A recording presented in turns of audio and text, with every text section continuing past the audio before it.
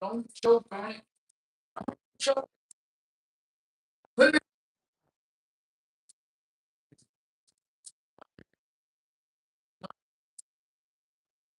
What is happening?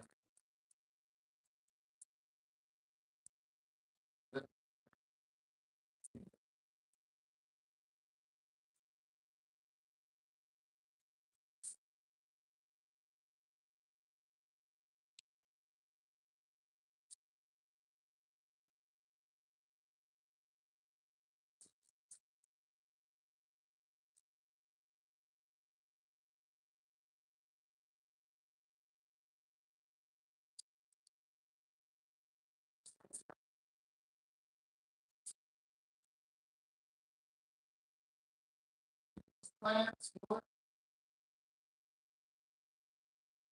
Chicken plants, bro?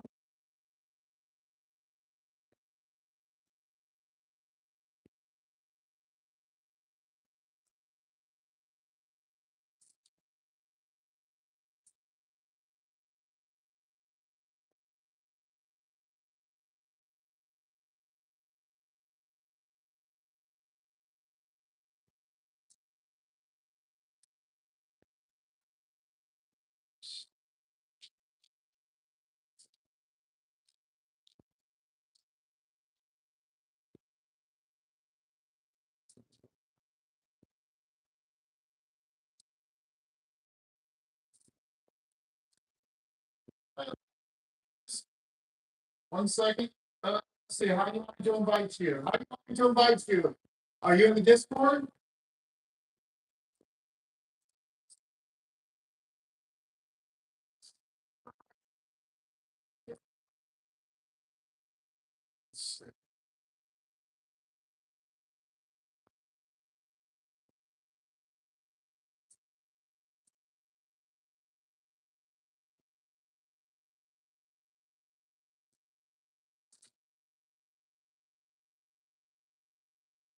Okay. All right, sir. Yeah, I have to send you the link. How do you want me to send it to you?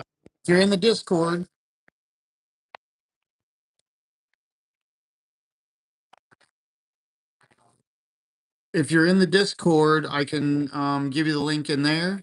I just don't know if you're in the Discord. Fight me. No, I can't. Let's see. Can I invite you like this? No. I can invite you. I can send the link anytime. I just have to have a way to send it to you, is all. And so I normally do it through Discord, but I can do it any way you want. With Keith, I message him directly because I have his phone number. Um, I can send it through any link that I can communicate with you through. I can probably, I don't know, can I copy and paste it into our message? I might be able to even do that. What do you think? You tell me. I'm not very good with the computer side of this stuff, so I gotta go turn my computer down.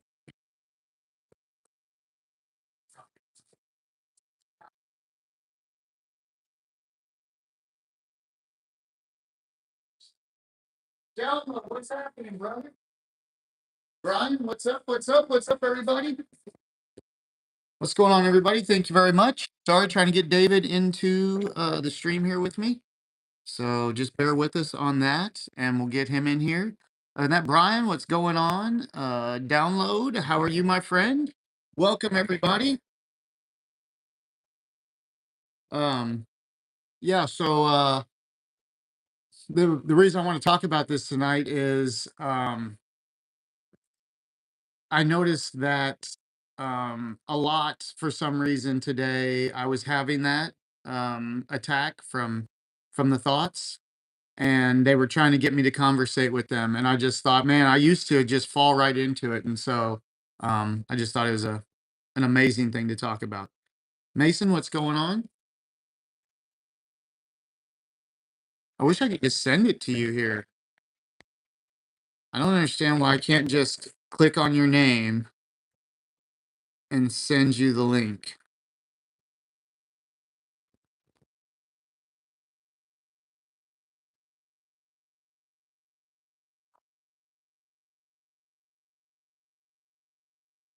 Hmm. You'd think they'd make it that easy, wouldn't you? Oh, wait, let me try this. Uh, yeah, so basically send invite, but I have to do it through Messenger, Messages, Messenger, X, email. What else I got on here? Discord, PlayStation app,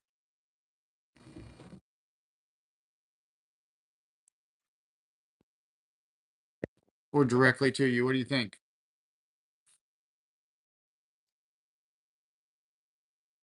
I can type it. I can. Well, I can't. I'll have to copy and paste it, I guess. Let's see. How can I do that? I'll have to send it to myself and then put it in here. But then anybody could click it. So what's going on? Hello, everybody. Welcome. Raza, do you remember me? Well, I can't say for sure that I remember you. Your name looks familiar, but we get a lot of people coming through here, so you'll have to forgive me if I don't remember everyone. Either way, though, welcome. Everyone is welcome here. Is it Selpit Gamer? What's going on? Can I be moderator? No, we don't have moderators in here, my friend. But I appreciate you wanting to help, man. Amazing.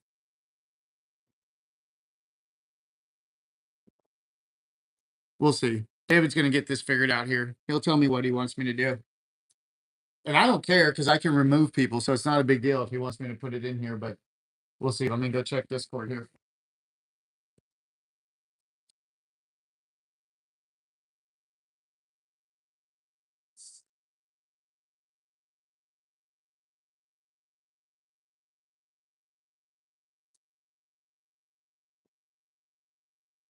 He doesn't have a Discord. I can figure out another way to send it.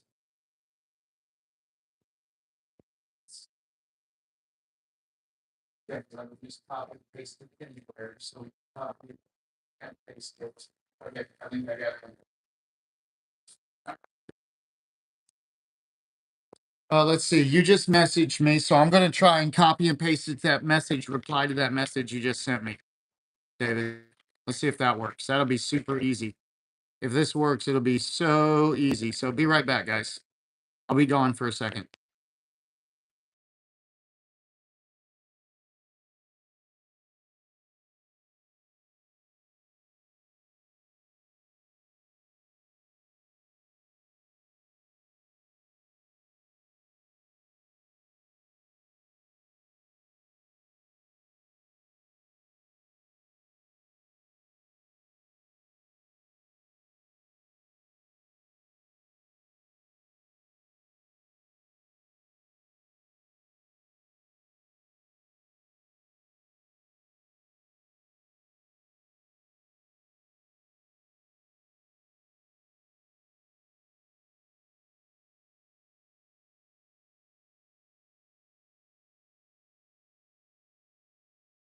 Raza says, the girl I love is going to marry someone. Oh, Raza, I think I remember you now, brother.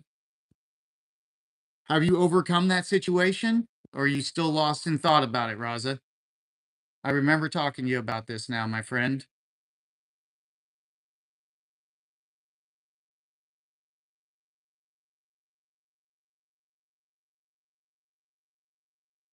I remember talking to you about this, Raza. I do believe.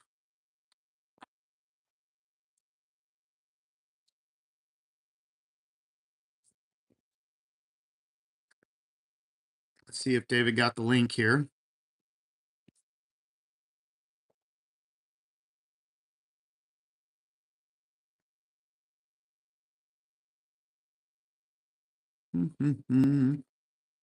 So, yeah, if she's going to go marry somebody else, um, Raza, I wouldn't waste another second of thought on it, brother.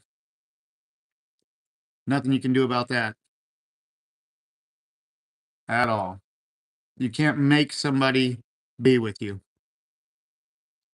It's actually, it's very interesting that you come and we talk about that here because it's almost like the same thing God is letting you do. He's not forcing you to come to him. He's letting it be your choice.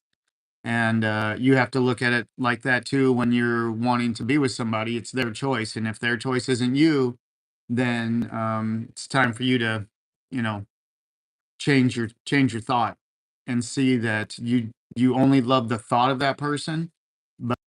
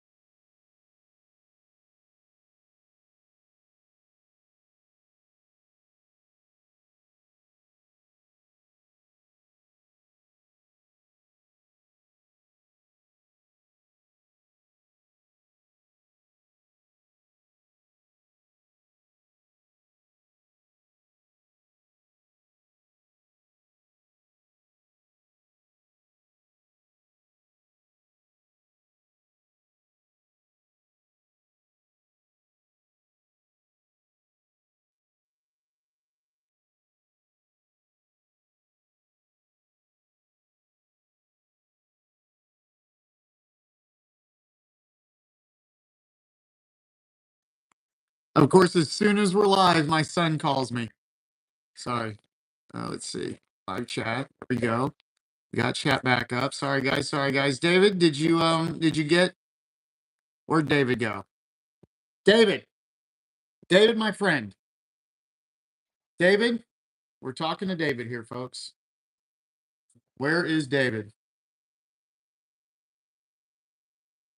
Again, thank you guys so much for coming and hanging out. Appreciate it. It's been an absolutely amazing day. Beautiful day. Um, Farmers market was not the most lucrative, but it was a great time. So absolutely fantastic.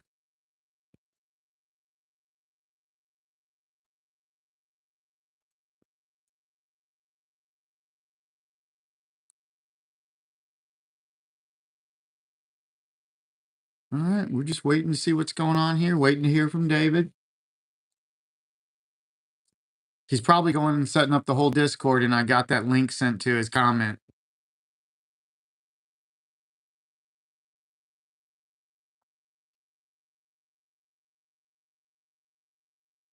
David, brother.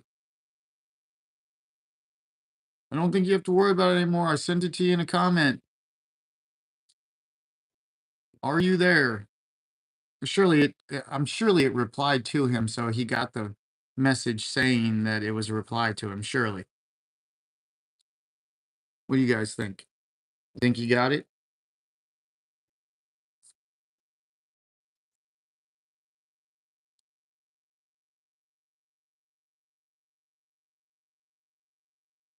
Well, anyway, so yeah, so I definitely noticed that today I have been talking to a couple people, and the conversation that I was having them with them was popping back up in my head and wanting me to go over that conversation again and relive it, which I've done many, many times in the past. I just don't do it anymore.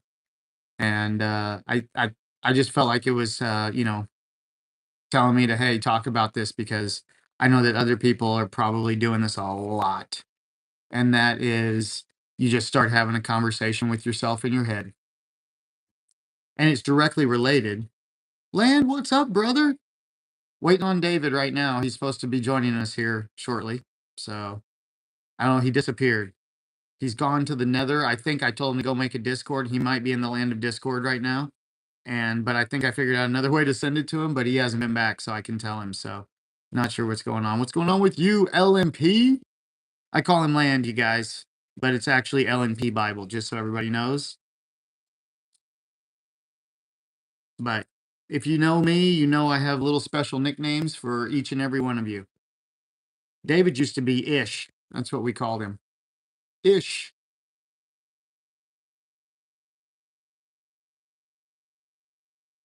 But now he's David. And you know what?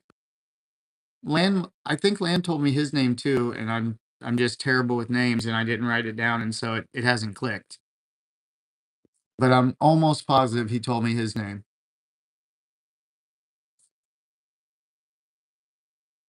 So you have to forgive me, Lan. I'm trying to work on it though with you guys, I'll tell you that. Trying to remember some names, and I am terrible at that. The guy that I talked with at the farmer's market today, I mean, he told me his name was Mike, and then I immediately was like, what did he say his name was? Shoot. And then I was like, oh yeah, Mike, I remembered, but man, this is doing all right. Made something called corn mush cakes that were popular during the Dust Bowl. Corn mush cakes. Sounds like some sort of a cornbread of some kind. Is it a cornbread of some sort? These things. I cannot see through this. I am Land, LMP, or Luke. Oh, okay, that's right. Did we talk about that? Our names are very similar. I think we talked about that, didn't we? Luke and Lucas. Two peas in a pod.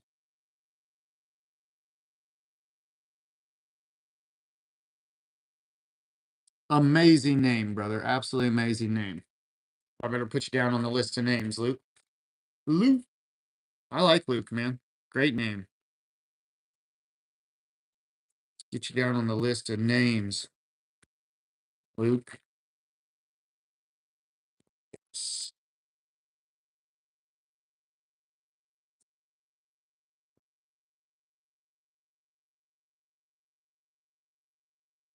Oh boy. I lost my pen, you guys. I gotta get a pen that works. Yeah, I sent it to the comment. Go and look at your comment, David. That you commented to me saying you were ready. I replied to it with the link to get in here. See if that works, brother.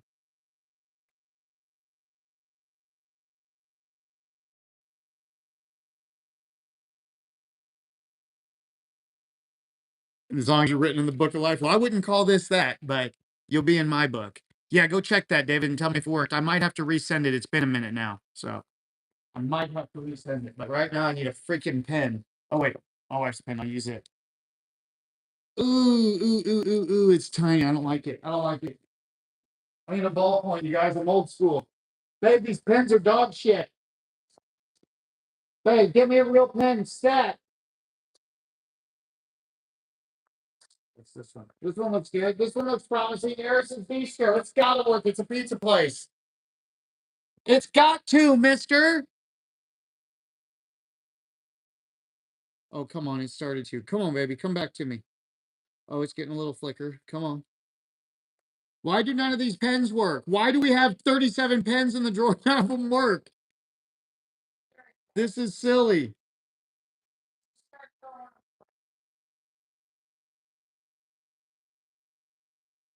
Oh, you guys, come on. I don't like throwing them away. It'll come to life here. Right? Come on, baby. Come back.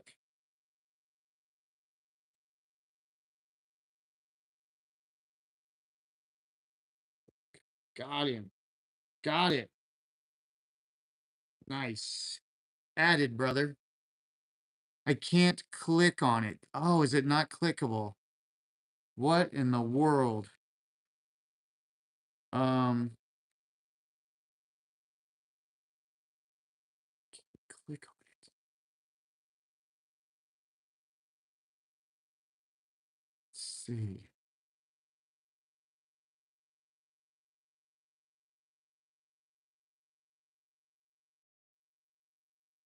Huh. You know what? I'm not sure. You guys, they kicked me out of the mental hospital for blowing up their toilet.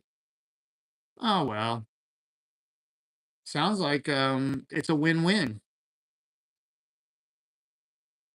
You're free. You're free. Laura, you're free.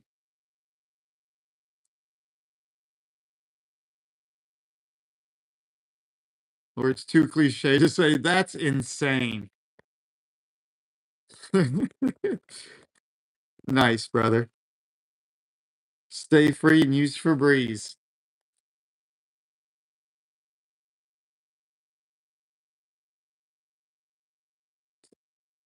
Let's see, if you can't click it there, how can we give you the link to click it? There's got to be a way. Let me go to, let's see, can I go to yours? Let me see what I can do here. Hold on, let me copy this. Let me go to your channel and see if I can give you this somehow.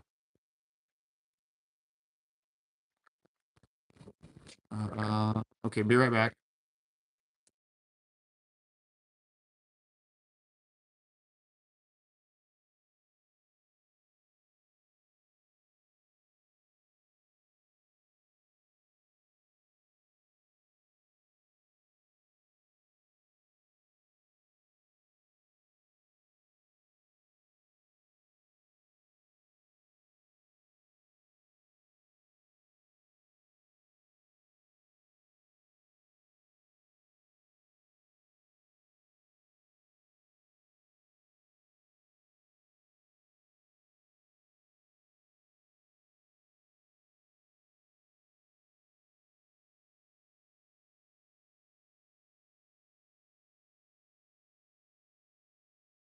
Same feed.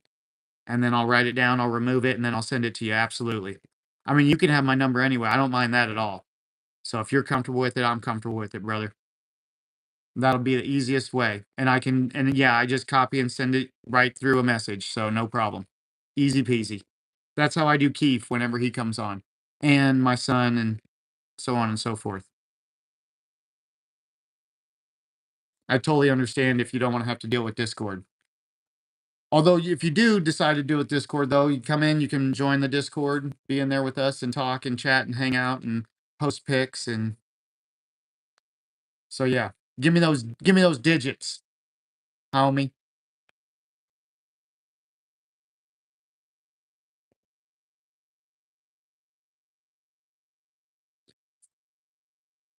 And then it's a done deal.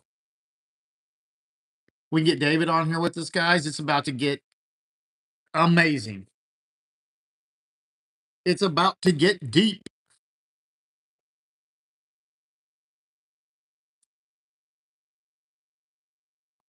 We are about to learn so much from our brother David.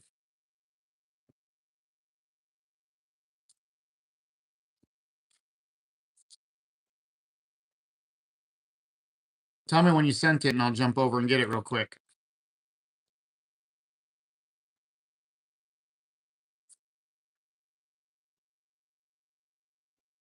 Yes.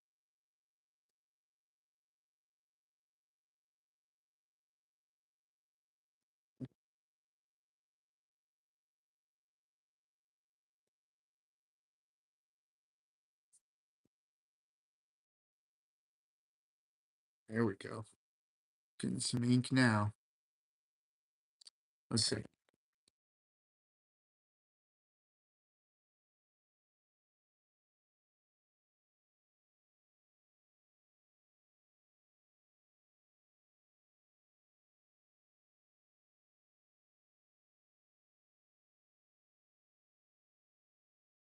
Let's see. Still waiting.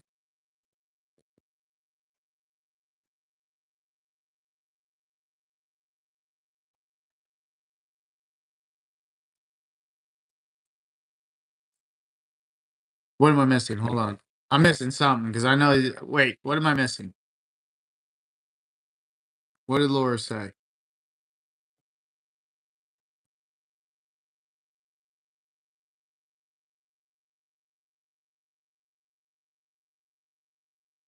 Any success? Of getting. I haven't got your number yet. I'm just waiting on your number, David. Other than that, I don't have any other success, brother. Did you put your number on the?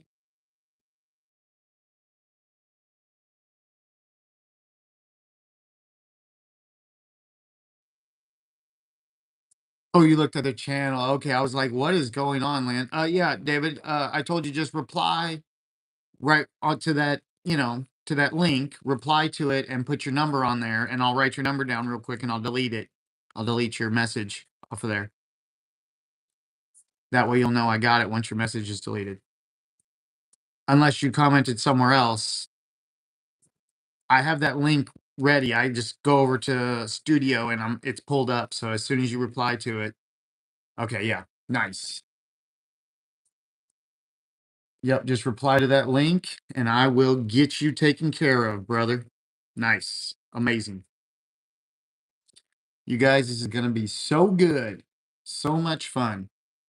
So what do you guys think? What whenever something happens, like for instance, this gentleman that I talked to today, let's go, David. This gentleman that I talked to today, at that farmer's market, he just said a couple of things, and then when I was driving home, I was in silence because I do a lot of driving in complete silence now, so that way I can watch the thoughts. I don't know if you guys do that or not. A lot of people are worried about being in silence, but I love it now. And I noticed that he was popping up in my head in the middle of the conversation we were having, and I thought, "Man, what's going on in there? What is happening that wants me to live that out? Whatever's going on there, whether it be, ego or, uh, whatever Satan drives at to get us to fall into that conversation, to get lost in that thought." If you don't catch that first one, how many times you guys start talking to yourself in your heads? How many times you have whole conversations all day, every day that you guys are having conversations in your head with people who aren't there. It may be based on something that happened or something coming up, but you guys are having whole conversations. Whole events are going on inside your head that aren't real, that you're acting out in your minds. You guys have that going on?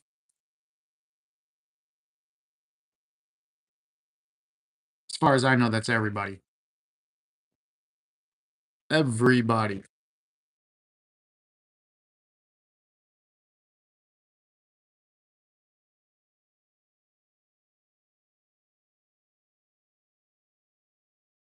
far as I know. Let's see. I've been in my head over this new sales job. It's got me kind of stressed. Yep, for sure. Oh no, Labola lost his green. I definitely do that too. Yep. I used to do it constantly and and follow through with it. Now I catch it usually at first. Sometimes the second or third thought it takes me to catch it sometimes. Just depends on, how lost I am and what's going on or whatever in the moment. But just for some reason, and not just today, yesterday, it was yesterday, something else happened and the exact same thing happened. And, we watch for those things going on. So, Pullabola in the house. Here, let's see. While we're waiting on David, see here. Maybe we can get Labola back green, you guys. I'll do my darndest.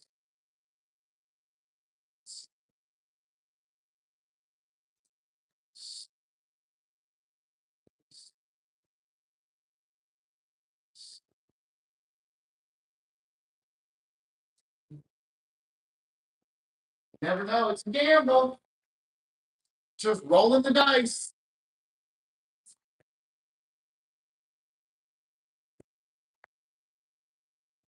Oh, man. Hey, oh, got him. Look at that, you guys. There you go. 5 gifted memberships for y'all. Quiet Christie, Steve, Labola, Final Billy, and the Master Rage Baiter. Amazing. All right. Got you, David.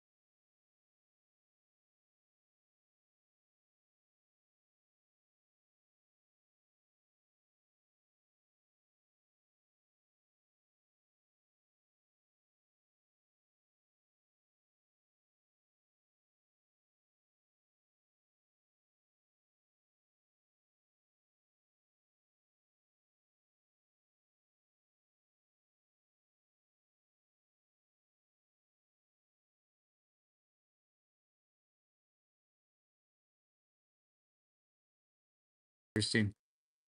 It's a lot of what's going on in the world in that movie right there. So quite funny if you pay attention. Sorry, we're trying to get David in here with us. I'm waiting on this comment to come through. Of course, it's giving me a hard time. Why wouldn't it? This is why we have to overcome everything, you guys. So bear with us.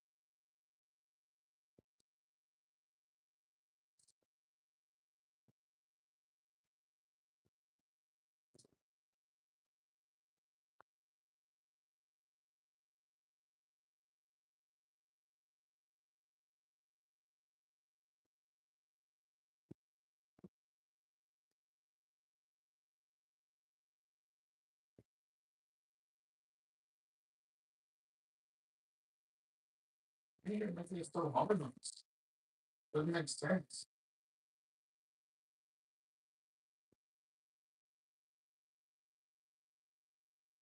Does not make sense.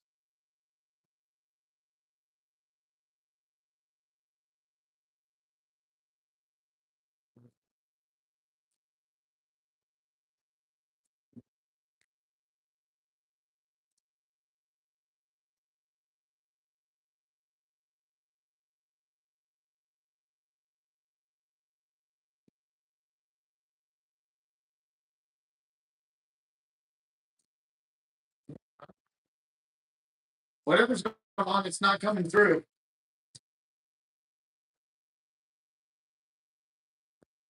Check and see. I guess check and see what it says. Patience. Yep, that's right. Patience. Patience is key. We'll get it figured out one way or another. We're going to get it figured out. We're going to overcome absolutely everything, brother. I promise you that.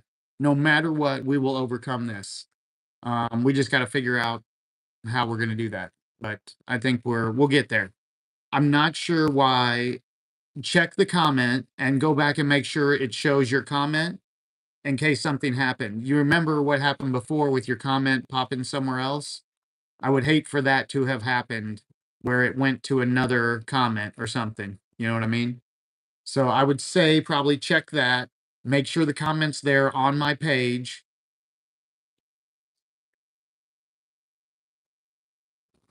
I haven't got the number. How can I send the link to your number if I don't have the number yet? On the number, the comment of your number has not come through on my end. Yes, David is the guest tonight, Labola. Yep, exactly. So we're getting him in here. And he commented me his phone number apparently, but the comment hasn't come through. So as soon as I can see the comment, then I will send him the link to the live here. But as far as I know, the comment, I'm gonna check again. Be right back.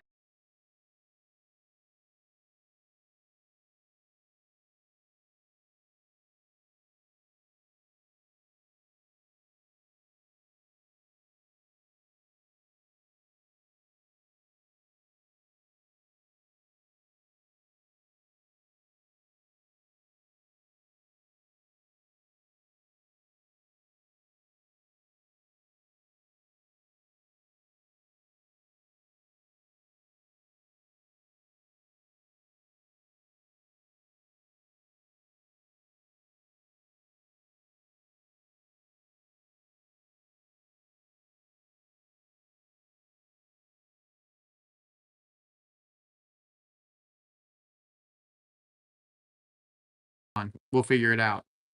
I just want to make sure that you can go back to that reply and see the comment yourself, so that way we know for sure that it's there, because it's not showing up on mine.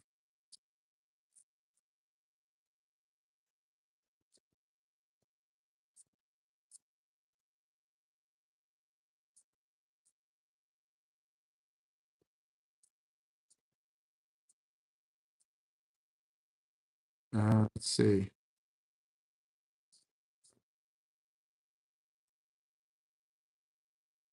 I guess the only way is like if you're on Facebook, I could send it to you like on Messenger, maybe something like that. Otherwise, Discord is the only way that I know, and I don't even know it very well. That's how we got Labola in here, was through Discord. Oh. I don't know why they got to make this so difficult. I don't understand why I can't just click your name. You don't do Facebook. I totally understand. The only reason I had it was for my business. So it was free advertising. And when you're in the car industry and you want to advertise, man, free advertising is everything. So I don't know why I can't just click your name and say send invite. How does that? It doesn't make sense. I should be able to send an invite to anybody in here with me right now.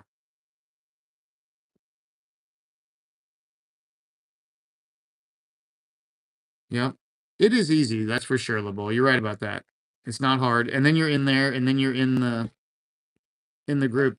I think Labola even came into the Habitual Overcomers channel, right? Labola? I think he even came in there now. Pretty sure I saw him in there.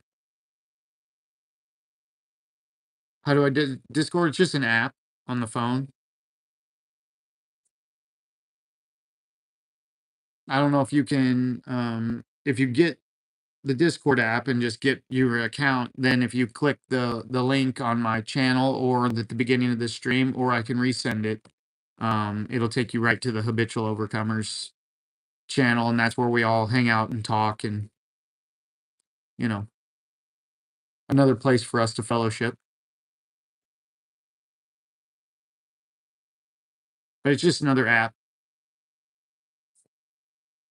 You guys probably have too many apps on your phones already. I understand that.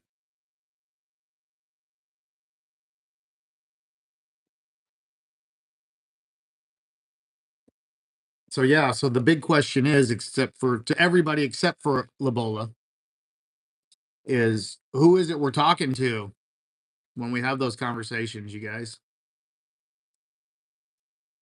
Who is it we are talking to up there?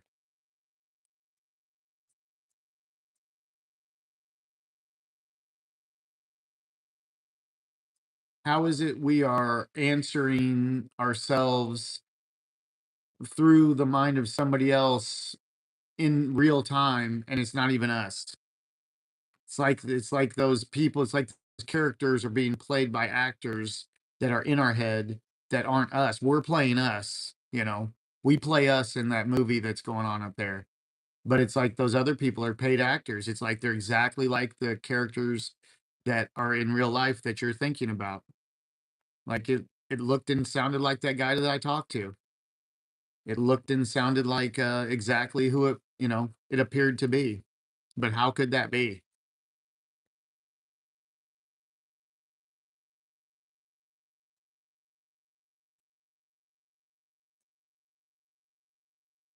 Very, very deep.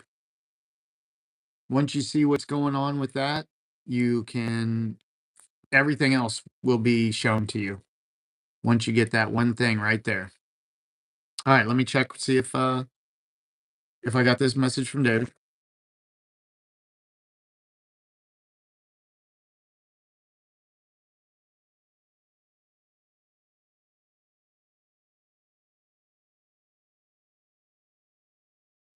Guess not. Guess I never got anything. So, back on live chat. Mm, we're working on it. We're working on it. We're gonna get it. We'll get it figured out. I would tell him just throw his number up, but I don't know, you guys. Who knows what can happen from that? I wouldn't want to do it, so I wouldn't expect him to do it. The amount of obscene phone calls that we would receive would probably be enormous. Enormous. Enormous? I don't know. Something like that.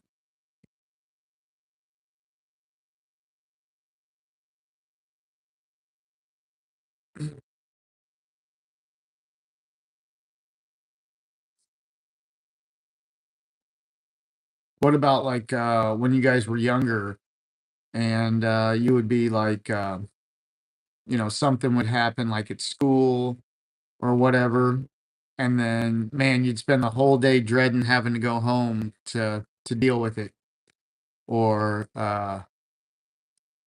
you'd go home, you get yelled at, and then you would go over it again and again and again in your head. You know, getting yelled at.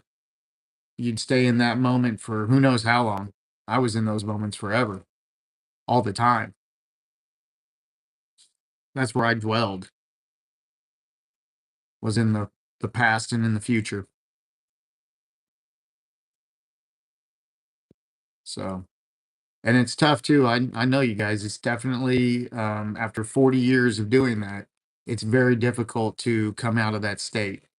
It took me years, literally, of constantly working and watching it to even begin to overcome it. Because I'm telling you guys, I still catch myself falling into the second and third thought. I mean, you have to catch it the first thought. For sure, for sure. He's in the Discord. Hey, yo. Let's see. Let me check. Let me just get it on here. Let me copy this link and see if I can just get it on my phone. I'll send it over to you here. Hold on. This.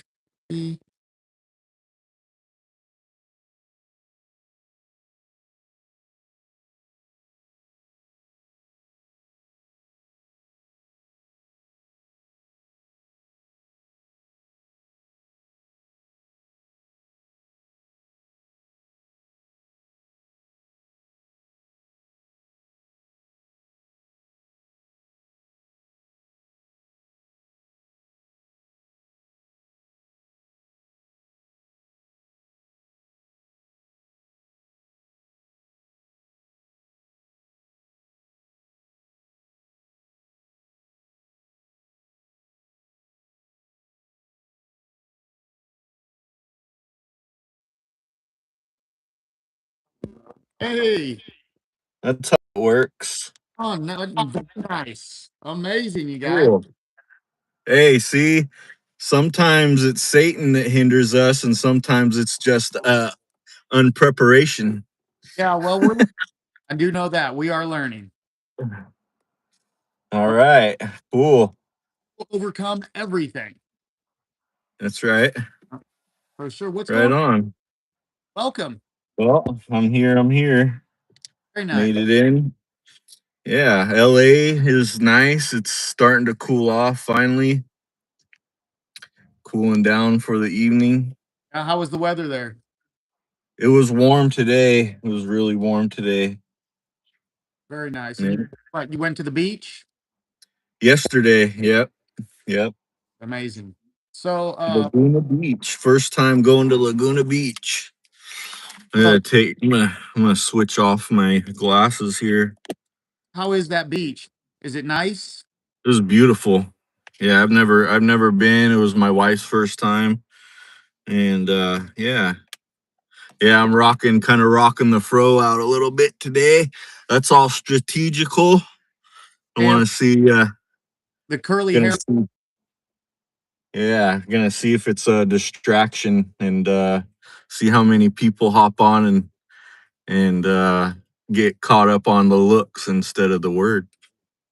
Oh, well. Well, if they do, they're looking for the wrong thing. But yeah, no, I understand. I have very curly hair and I used to grow it long, and it's a lot to manage and maintain. I know that. I love it. I like my hair. I haven't had it this long since I was like 5, so I'm I Yeah. like it. My ego's pretty proud of it. No.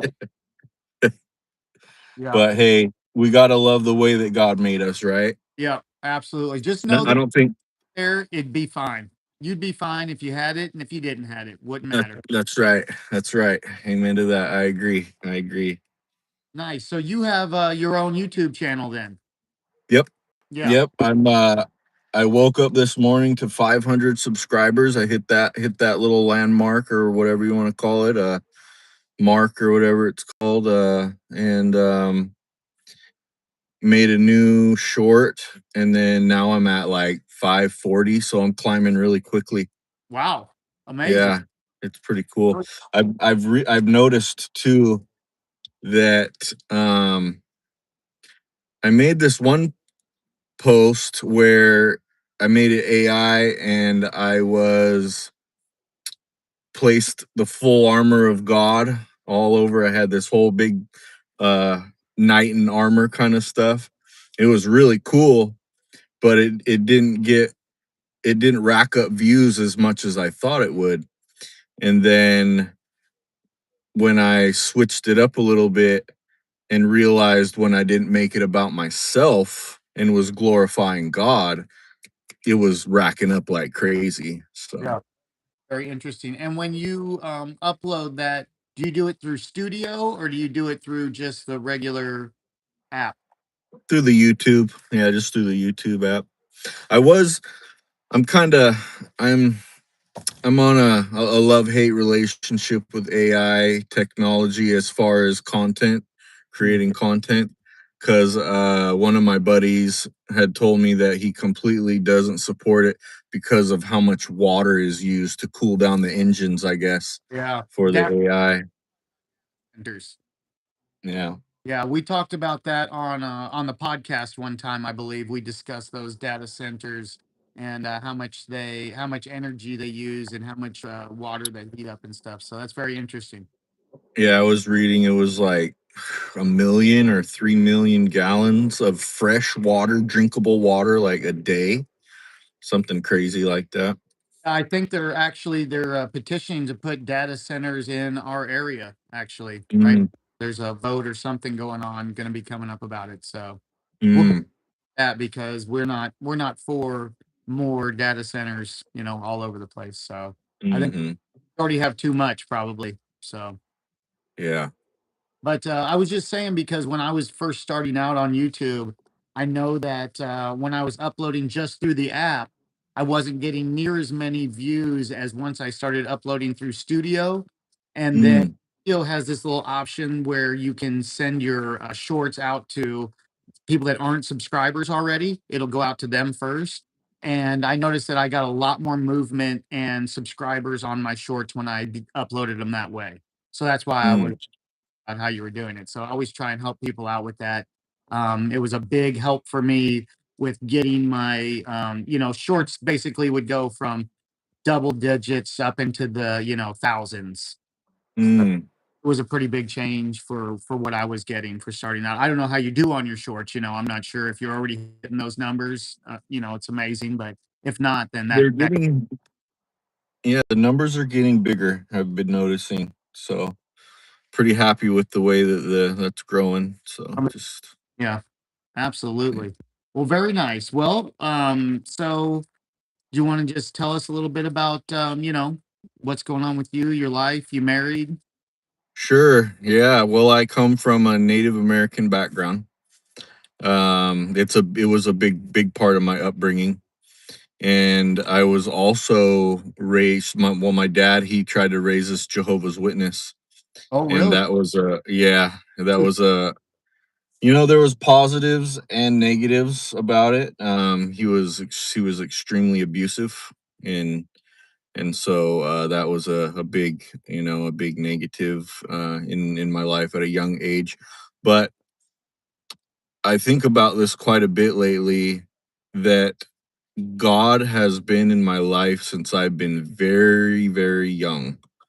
I remember looking back, knowing what the knowing the presence of God now, and looking back and having those aha moments of, okay, that was God with me then. knowing what I know now about God.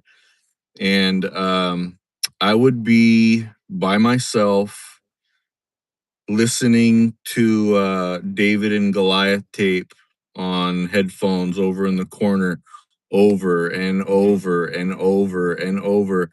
And throughout my life, I've had quite a few people tell me, "Man, you have a lot of biblical knowledge."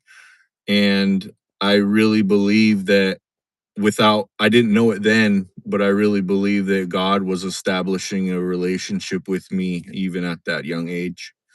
And it has been a big eye opener now. Like I feel like I'm reaching a point of spiritual maturity where Mm. I can, I can look back at my life and be like, "Oh, okay, that was God. Oh, okay, that was God there," where Yep. before, where I was living in the flesh most of the time, I didn't recognize those things at all, until my spiritual eyes were open, so to speak. And it's like, along with just the experience of life, and living, it's like God puts us through these things to bring us to where we are now, so, and I think it's up to us when we decide to open that door. It's always up to us to answer the call. But when we do that, is I probably could have answered this call when I was younger, I believe, but I didn't answer the call. I didn't answer the door yet. So, and and I tell people I'm gonna be 40 years old my next birthday, and basically it's taken me 40 years to get to know God at a level where I can say that I have a good relationship with him, from my understanding, as far as what that looks like. So Oh, wow, very um interesting. And is your dad still alive? You talk to him still? no, no, he passed. I want to say, gosh, it's probably been at least 10 years now. Time flies, man. It's crazy how that saying is true. And you've forgiven him? Oh yeah. Yeah, we Yeah. we had a kind of a love-hate relationship, but not he and I so much. We had a good relationship, but yeah, just, family issues and things like that, that carried on. But I'm at peace with him and stuff like that. So Yeah. Don't get angry about it anymore. no, no, Yeah. Very nice. What no. about your Yeah, mom? Still I mean, with us? I'll always say, yeah, my mother's still alive. Nope, she's not active at all in any shape or form. She has expressed to me though that, in more or less words, you could tell, just in our small conversations, that she's really interested. She's looking. She's Mhm. looking for that connection with Yeah. God. Yeah. Very nice. Have you forgiven her?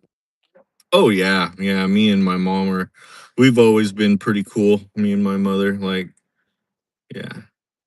You told her though? You had a conversation with her about Oh it? yeah. Oh yeah, yeah. Yeah. We've had that a couple times. She's carried a lot of guilt from. She feels really. She still hasn't let it go quite yet. Where, she feels like she should have gotten, because I have four other siblings, should have gotten us out of that situation, a lot quicker than she could have and stuff like that. So, I would tell her the same thing that I'm telling you would be at see if she's gone and forgiven or if she's forgiven too, because that same thing that's going on inside her, holding her to that thought is the same thing, man.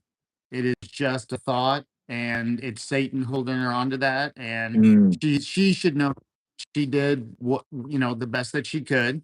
She did what that she thought, she knew what she was doing. So she thought she was doing right and everything else is not her fault. It's just a thought. It came from her parents too. Just like that's why I was asking you about forgiving yours. It comes from mhm. her parents too. we think we put our parents into a higher place, but truly they're just the same as us. They're not really our Mhm. mother and father, they're brother and sister in that way because they still have that same spirit, you know? So, if they haven't overcome, they're dealing with that too. And, Mhm. you know, well, and they got that same spirit, you know, she got it from her mother, that's how it's handed down to us, so, um, I would you know, if she's searching for that, that would be the number one thing that I would, you know, let her know is that, it's very important to forgive, that way you can let that go. For sure. Everything that she's buried that she felt she did wrong. So, and of course, to apologize. But if she's already apologized to you guys, I mean, there's nothing else to do for you. If you guys are all adults anyway, and you guys are on your way, then there's nothing else to do for you guys except for, you know, hey, I'm sorry for, you know, I know that I wasn't perfect and sorry for that. I had to do it with my kids. The exact same thing that I'm talking about right now. I had to face my children and tell them, hey, man, I'm sorry. I was totally wrong. I didn't protect them from that spirit that their mother had, and now they carry that same spirit of anger inside of them. And I talked to them about overcoming just like this exact same thing. And they are, I would say, they're pretty much absolutely terrified to go and face their mother. Mhm. So I don't, people don't even realize how deep on a level that goes. But you are truly facing Satan, not facing your mom. Your mom didn't do anything wrong. It's not her. You know, she's the same spirit like we are. But it's that evil that was inside of her that controls that, and that's what you're facing. And you know, it's tough sometimes. I know my kids are struggling with that. And I tell them, I said, man, you must overcome that fear. You have to just shake in your boots and go and face it and forgive and not have any expectation. If she gets mad, it's in her. If she's happy, if she, here's most of the time, it's, oh, well, I forgive you.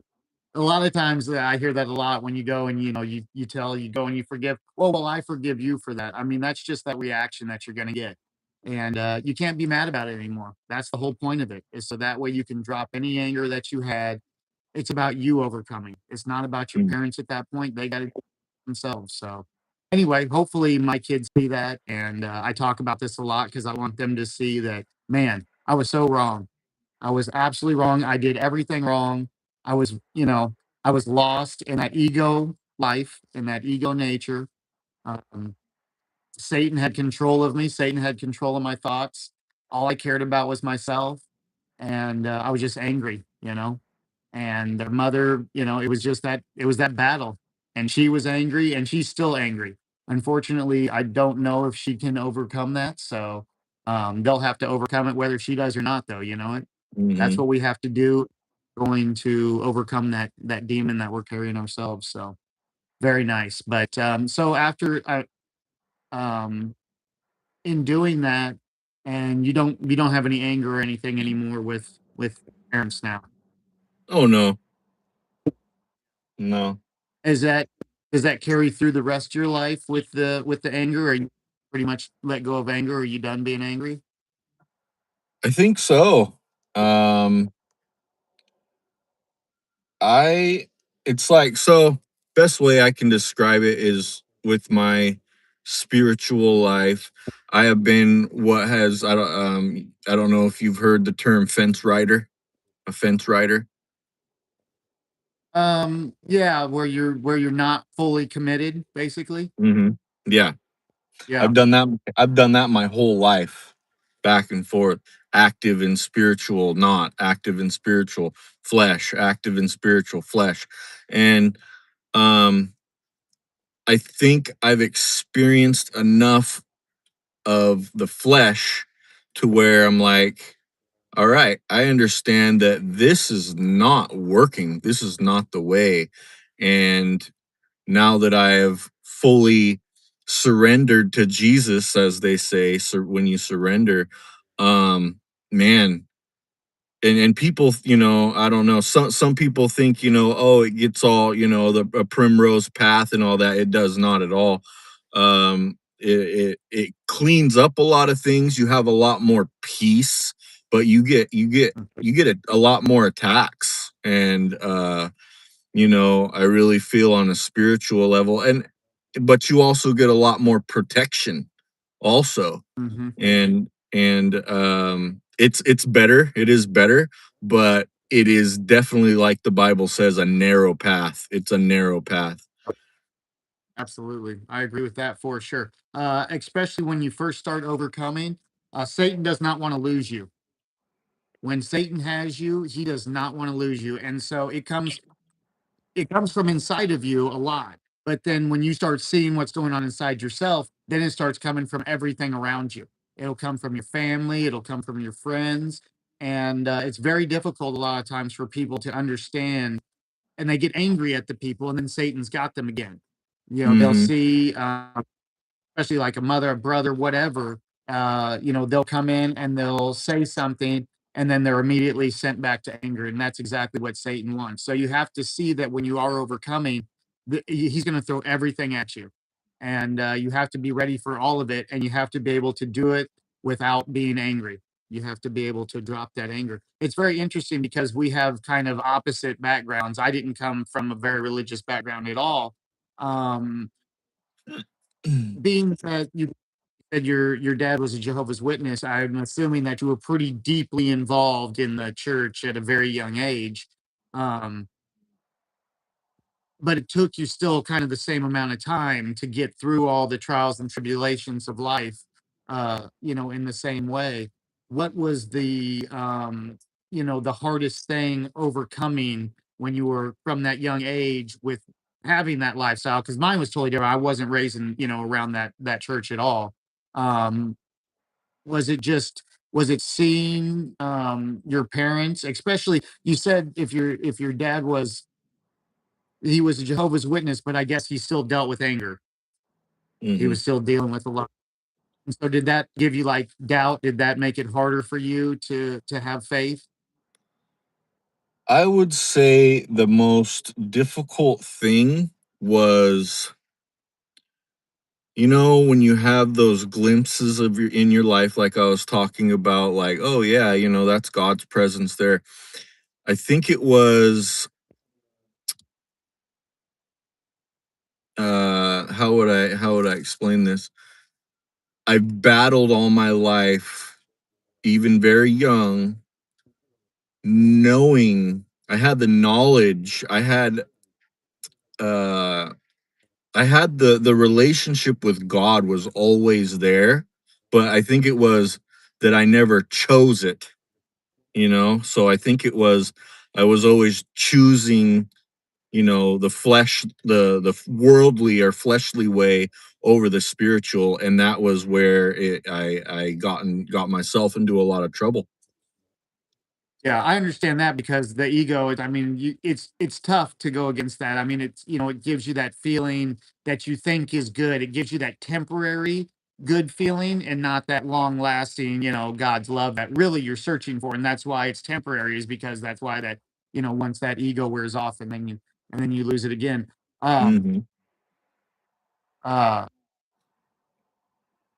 So, whenever you would see like your dad angry, did that make you angry with God when you were younger?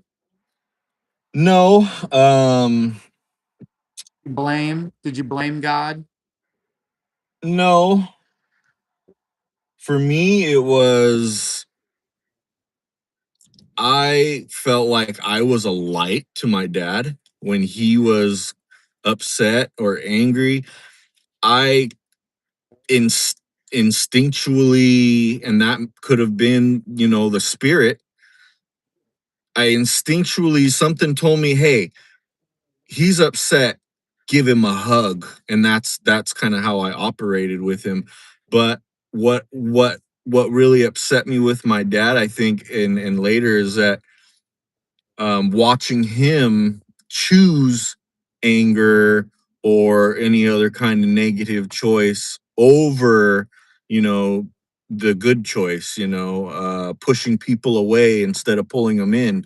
And that I think really is where my resentment came in with my dad. Was like, I really feel like he to me wasted his own potential, so to speak. And that's kind of where I got upset with my dad. It was like, why would you choose to be this way when you could be this way? Yeah. Yeah. Yeah, it's very difficult for me now, knowing what I know.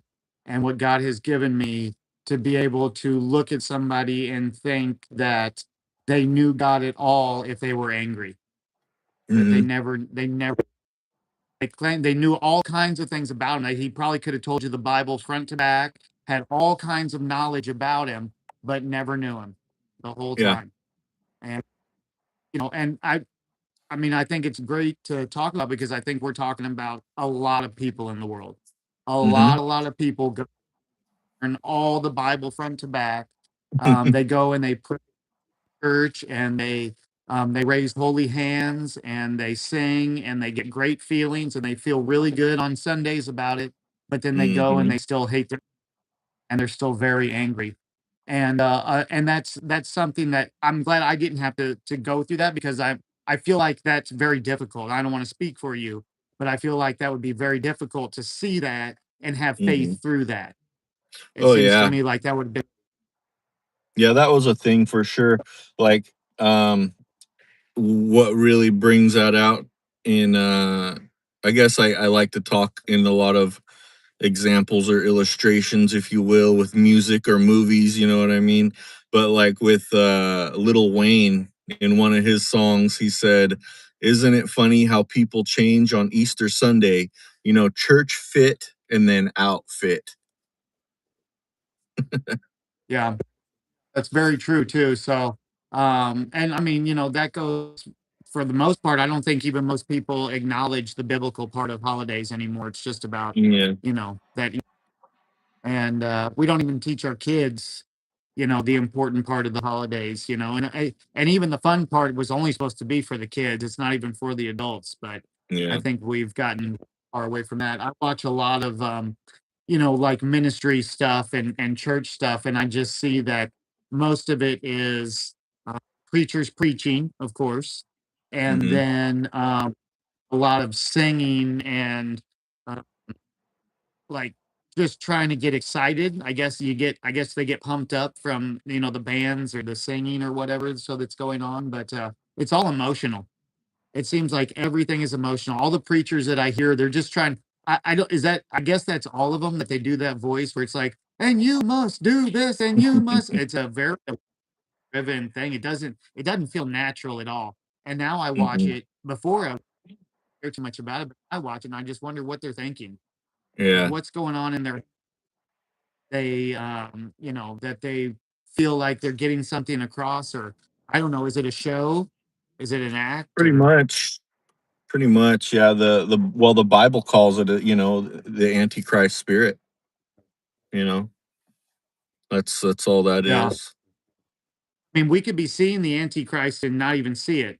It can Mhm. be it could it's happening right now among us and we just, because we have a determination of what it is. We think that we're waiting for this certain thing. And I mean, God clearly said that we know nothing. We don't know anything and we should drop that Yeah. expectation that way and is shown to us, we don't not believe it because we're expecting The something else. the things that I've been learning, Toots, is lately, as of lately, and that, like we were talking about, we feel something big is coming, something big is happening, and I really believe the Holy Spirit is very active right now in a lot of places, and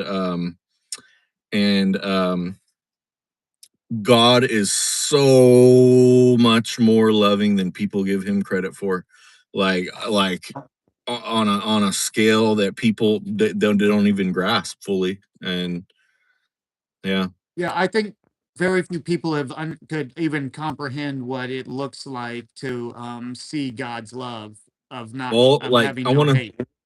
I want to say, like, the last 40, 50, 100 years, maybe longer, 200 years, people, unfortunately, and that's the Antichrist spirit too, have been taught this angry, punishing God. Angry, he's angry and wants to punish everybody. That's not what he's trying to do at all. It's not.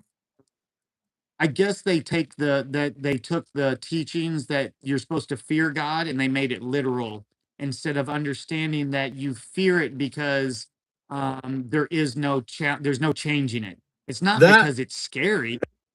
The most yeah, amazing thing ever. It's Sometimes even when I was younger, I would like wonder, is that word even supposed to be there? Did they get the correct word in the Bible? And I'm starting to believe that the word that they replaced that with is revere.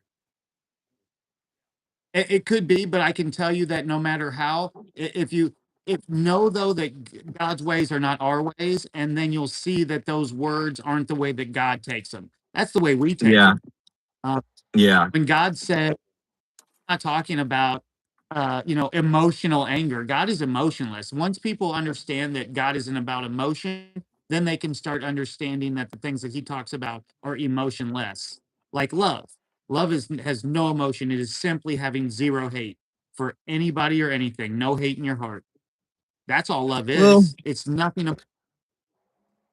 I would say, for me, to for my understanding, I think it's a little bit of both. I think definitely love is an action word, like what Jesus did for us. There's an act of love where he was sacrificed, and went through all the pain. That was an action love.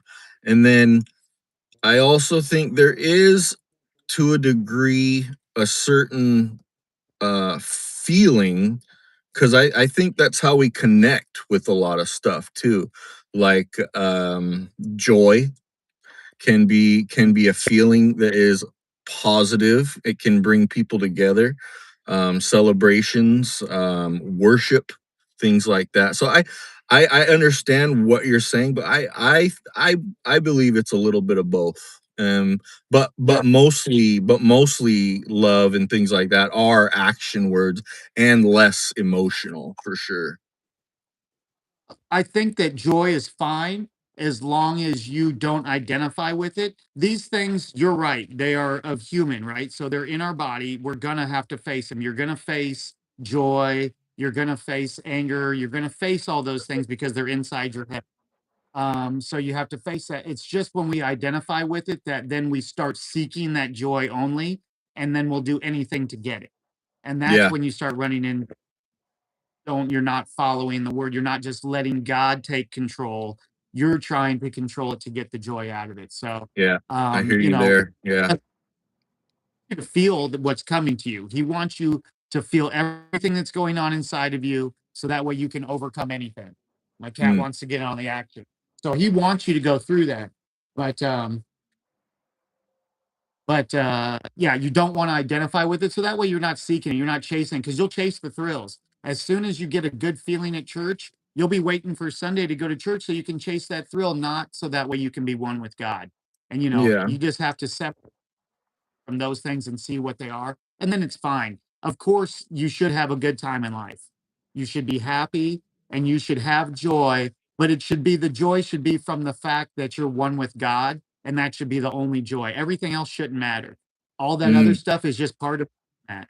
And then if you yeah. have that, then right, that's absolutely perfect. So I just don't think that it's just that those emotions don't come from God, even though you can have them, and they can be, that feeling comes to you through the thought of God. Like, when you're doing something and you're having a good time, then you have that. But that actual emotion itself, it's on a human level. So, I guess you could look at it like that spirit is perfect. It's not the spirit that wants the joy, it's the flesh, Mm, I guess, is the flesh that gets all that, and really the spirit is at perfect peace. There would be nothing to be upset about. In that same way, it would be like, if some that's the other side of it too. If you get into the joy side, then what happens when something bad happens, and then you were on this, you everything was joy, you had this really good feeling, and then it's so much worse because it brought you down off of that, and then you're out there seeking it again. So that's why I always say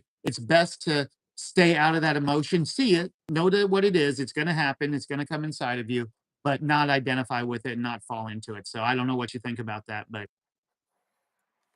well, I think it's both. I think it's an action and a feeling when it's used properly, like you were saying. Yeah. amazing. So yeah, so did you say you're married then? I am. This is my third marriage. Oh, okay, nice, amazing. And Yeah. you have kids then? Hmm. Children Yeah. as well? Are they young or are they grown up? My son is 19, my firstborn, and he just had his first baby girl. She's so adorable. It's so crazy being a grandfather. I thought I wouldn't be a grandfather till I was in my at least in my 60s, if not older. Makes you feel old, that's for sure. Um, That that's great that you'll get to spend a lot of time with your grandchild. There's nothing wrong with that. mm, I think that's mm, absolutely, you couldn't be and more blessed. If there was one thing that I would have liked to have had would been to for my kids to spend more time with my father too, because he was awesome and they would have really enjoyed that. So that'll be really neat. You'll be able to spend a lot of life together so you guys can get nice and close. So that's cool. yeah, I had a great relationship with my grandfather, to the point where he called me son at sometimes. So that grandfather, grandson, granddaughter relationship is pretty amazing. Yeah. Yeah, absolutely. I also had a good relationship with my grandfather, but my grandpa was a little bit crazy, and I can understand he had to deal with my grandma, and she was a lot crazy. So, and that's in my mother, and so I had to go and forgive my mom too. I can tell you right now that I was just like my mom, just Mm, like her. Uh, I mean, she's like everything is a problem with my, with her. So, and that came through to me. It was like every single thing in my life. It was a problem. It was a problem. And then finally I realized I was like, man, that's not even me. I'm living her life. And so once I saw that, I had to overcome it and forgave her. And I mean, it's been uphill ever since. I mean, everything has been absolutely amazing. Um, I overcame that anger, that I saw what was going on. And so it's been absolutely fantastic since I saw that and was able to overcome it. But I mean, that's so cool that you'll be able to spend time, with your grandkids. Who knows? Maybe even be a great grandfather. mm. Might even get to go one further. Huh? That's Oh cool. I think boy. my dad was my oldest brother was like 30 years. And then my dad also had a son that's the same age as my son. So like a 50-year span of children my dad had. And then he ended up passing away, unfortunately, when um my youngest brother was like 6 or something like that. So he wasn't even able to be there for his life. So I don't know how he's doing. I don't talk to much of my family and stuff because um I don't know. I don't think they don't really care much, to be honest with you. I talked to one of my brothers, and I think it was pretty much only because I went and like visited him at he was in prison for 20 years. And Mm. so I was one of the few people who went and visited him quite a bit. So we had a little relationship when he got out, but uh, you know, that's even we've grown apart. And so I don't chase those things anymore. I don't seek it. I don't need it. If people come, it's fine. If people go, it's fine. Um, I think a lot of people get stuck on that thing of family where they really, they think family is like this most important, all important thing where they'll destroy their own lives to please the other members of their family. And man, I am the opposite of that now. I just I've say, hey always man, said that I've always said departing on this earth doesn't mean too much because we're gonna have eternity together. So, yeah. Absolutely, absolutely. And so how when you said you're on your third marriage, how was your first couple of marriages? oh man, I definitely learned some really bad habits from my dad as far as how to treat people. That's for sure. Yeah. Um, but yeah, I was also young, really young and inexperienced in my first marriage, and yeah, I was a bastard, I could say. I was a angry person. That was probably the worst part of where I was practicing anger big time. Yeah. Very, Yeah, very well, abusive, very abusive. Um, yeah. I it sounds still like you sometimes, it sounds like exactly like you were raised though. yeah, for sure. one thing's for sure, my dad was on another level than I was. You know, there was the habits were there, but the actions were different, I guess, if you will. I mean, not that that makes it any better because a sin is a sin. So, but Well, definitely forgive them, Father. different. Oh yeah, yeah. Oh man, generational curses, man. They're crazy how far they go back. You know, it's insane how far they go back. I can look back and I'm like, I look at my family history, and we are a very arrogant, prideful family. I mean, I could see it through my dad, my grandfather, my grandmother. I see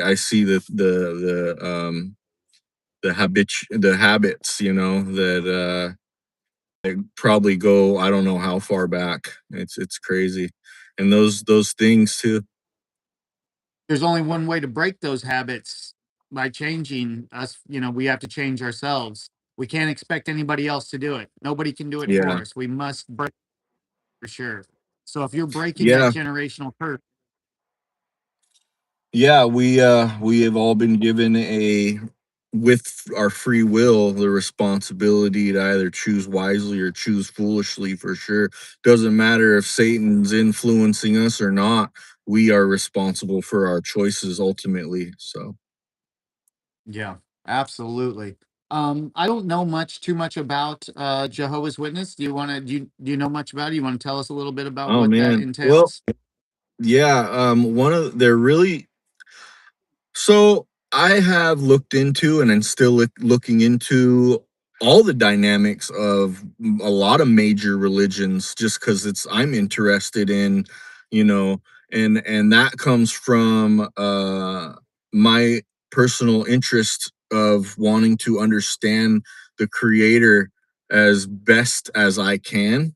And for me, uh on that journey, for me it brings me closer to understanding and just knowing the creator and just having a better relationship with him to know what's false, what's, you know, what's not, you know, is this true, is this not true, and then, you know, applying those things myself to my life, you know, to what's true and what's not. And they can always change also. You have to have that open mind that the things that you believe in could change if you're growing. A growing person will know that things, you know, will grow, you know, you'll have a better if you're not having a greater understanding than what you had before, then something's hindering you from growth.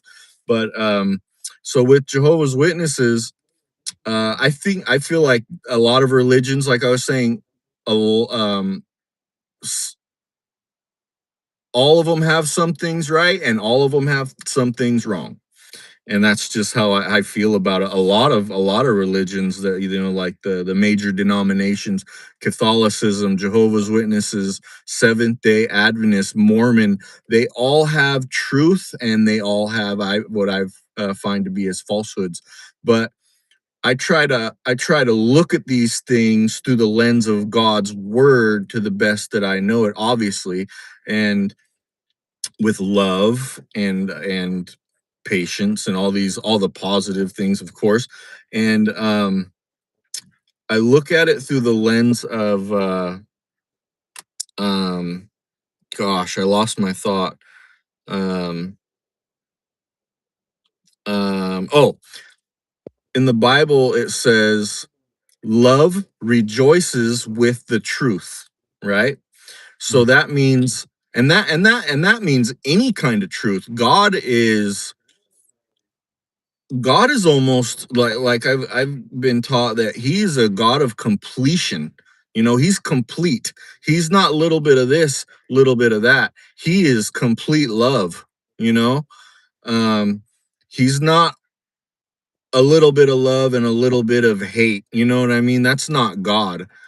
And so what that means to me is love rejoices with the truth. You know, people will find a falsehood in something and completely disregard the truth that it carries. you know? And God doesn't do that. God applauds things that are the truth. He'll be like, yeah, that is true. God's not going to say, oh, you got it right here, but you got it wrong there, so you're done. You're not, you know. God looks at those things and says, that's right. That is the truth, because it's the truth. If it's the truth, it'll always be the truth, you know? And so that's how I look at, you know, trying to find my path to having that best connection that I have. And so with Jehovah's Witnesses, um one of the things that I think they got really close to being correct about is the Bible's interpretation where it says to be in the world but not of it. They are very, very dedicated to protecting their people from the world's influence, and I think I applaud that. I mean, that I respect that 100%. But there are some things where they go a little overboard and get a little too what the Bible refers to as legalistic, where holidays, things like that, holidays, they condemn holidays. If you're practicing holidays, then they, you know, you're completely sinning against God and he wants nothing to do with you, kind of. That's how they portray that. So anybody who's celebrating, you know, Christmases and Thanksgivings and any, they don't celebrate any holiday. They don't celebrate their children's birthday, and they have their biblical understandings of why, but I believe that they're completely legalistic in that God's not looking at people like that. He's not. Yeah. Well, I agree. I do agree with them on that. I don't celebrate birthdays or Christmas in that Mm, way anymore either. I celebrate the religious side of it, you know, the spiritual part of me that celebrates on Christmas and Easter and those.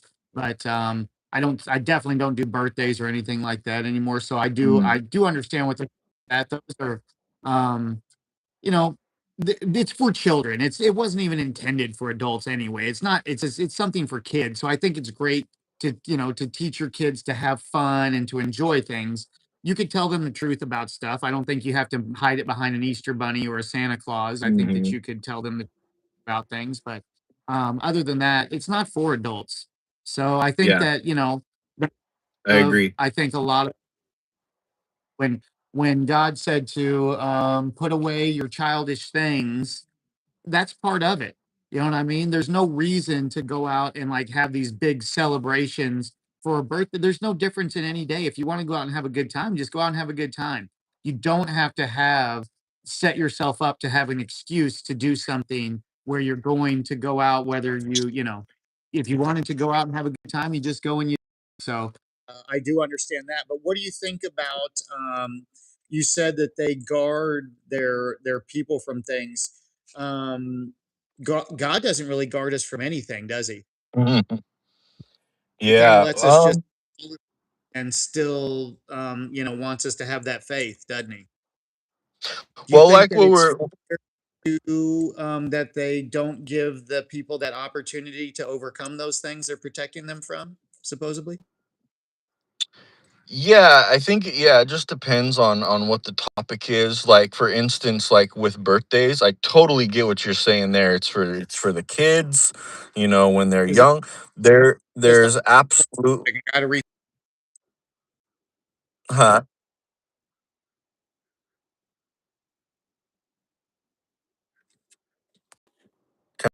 there. Okay, yep, we got you back. I can hear you again. Sorry. Hang on, the sound put off there. Your sound messed up now? Are we back? Yeah. Here, let me see if I can hop off and hop on. Hey, if you need to reset, you reset too. If you need me to resend the link, I can. You guys, this is absolutely amazing. Yeah, I think about that quite a bit. If we protect, I did that with my children. I There protected we my go. children from a lot of things instead of letting them experience a lot of stuff, and I actually regret a lot of that. I don't think Mm. I should have protected them as much as I did. I think I should have let them experience more things. But yeah, that's what we were talking about. What do you think about that? Sorry, I'm shutting down my car here. Right. So I don't. Why the sound keeps messing up. So whenever That was yours that was is my car. now my sound is not it's like you're coming through my phone speaker now instead Is of that better? Is it all right? I'm sure you're fine, but it's not you're just not coming through my external speaker. You're coming through my like my phone speaker. Let me just put my headphones. I'm gonna switch to my Bluetooth. I'll be right back. Give me 1 second. All right. Let's see, where's my Bluetooth? You seen that? It's still down in the truck. I'll be right back. Bear with me.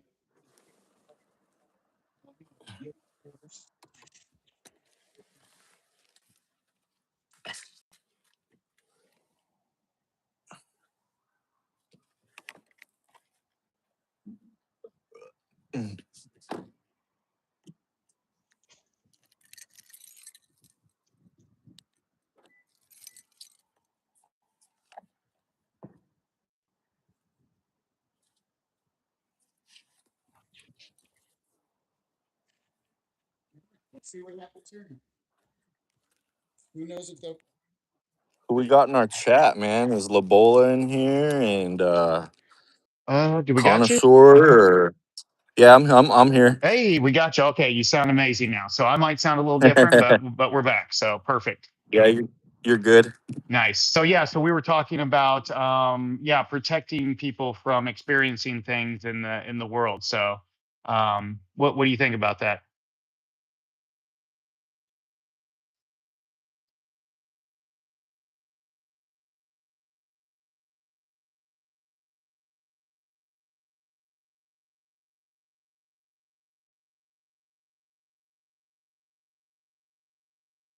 Hmm.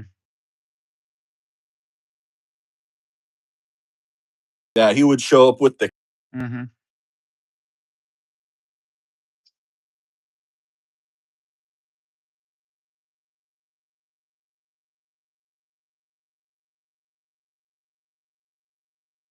And what does that mean? I guess I don't know what that means.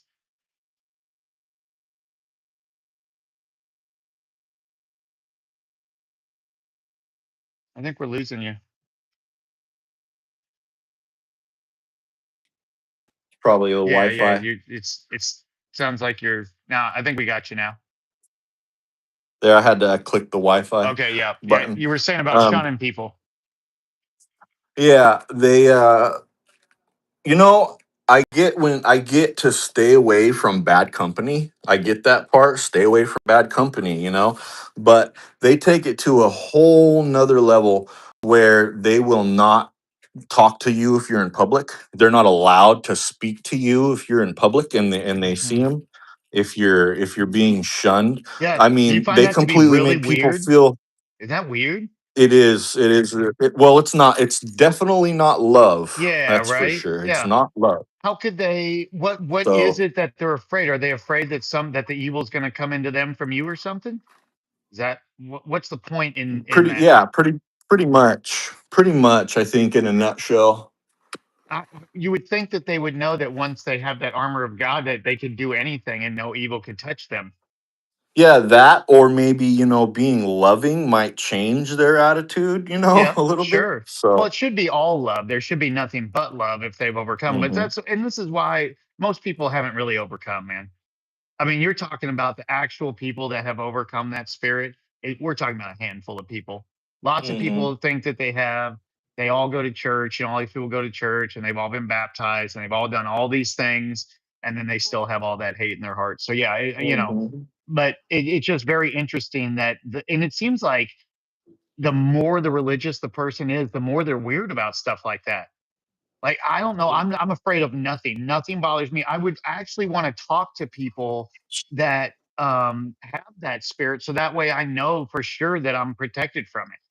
I mean, I Yeah. like going through that and overcoming it and making sure that it never that that doesn't happen to me. I like going through when we come on here and I read the wrong Bible verse. I read the whole wrong book. I'm out here Mhm, trying to read Matthew and I read all of Mark. I want to go through that embarrassment.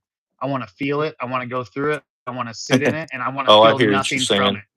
You know what I mean? I don't Mm, want to have that feeling. I want to be able to talk to anybody, anywhere, and never be affected, no matter whether they're love of hate or not, because I'm only of love. So yeah. it's very interesting how people that and they're and they're like extremely religious. As far as I know, anyway. I'm not too knowledgeable, but do they? And they believe in the teachings of Christ, right? All these groups you spoke of believe in the teachings of Christ. Is that Are they similar in that way? Well, um, with Jehovah's Witnesses, they don't believe that Jesus is God. They Okay. believe that he's only God's son.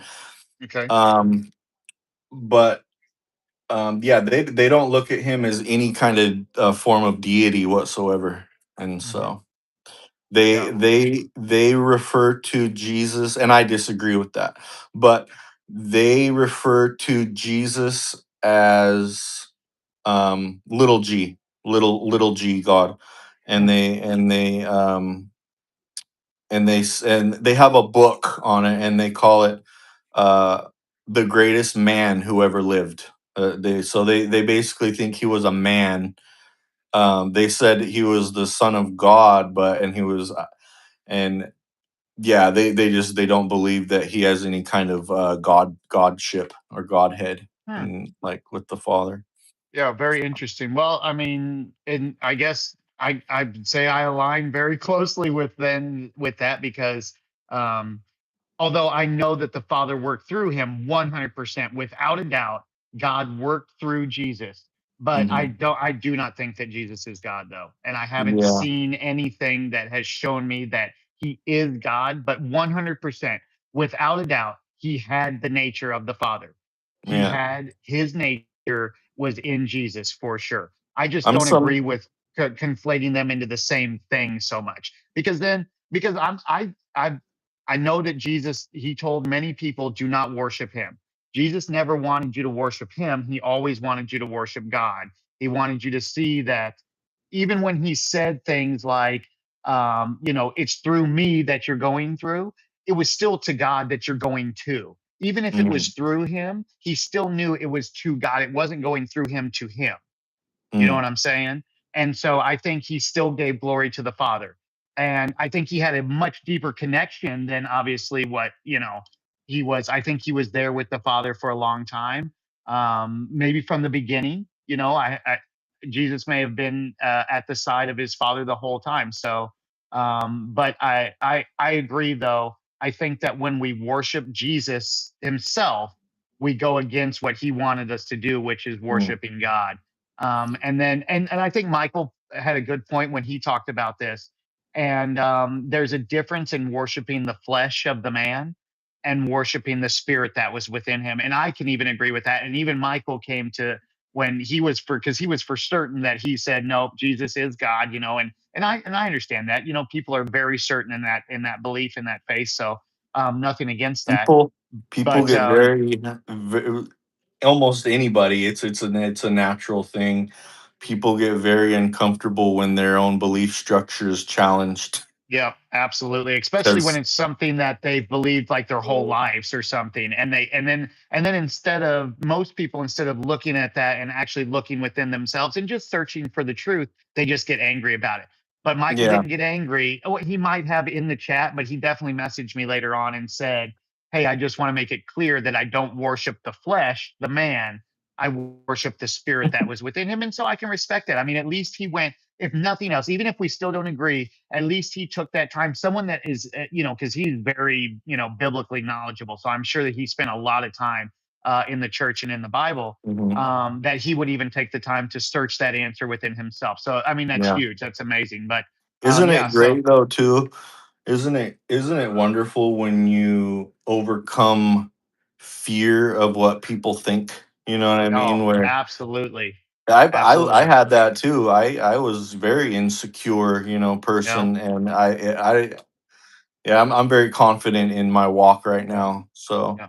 And like I can tell you that I'm very sure of the truth, and so sure that I mean I've been challenged a lot since I've been here. I'm sure you've seen it.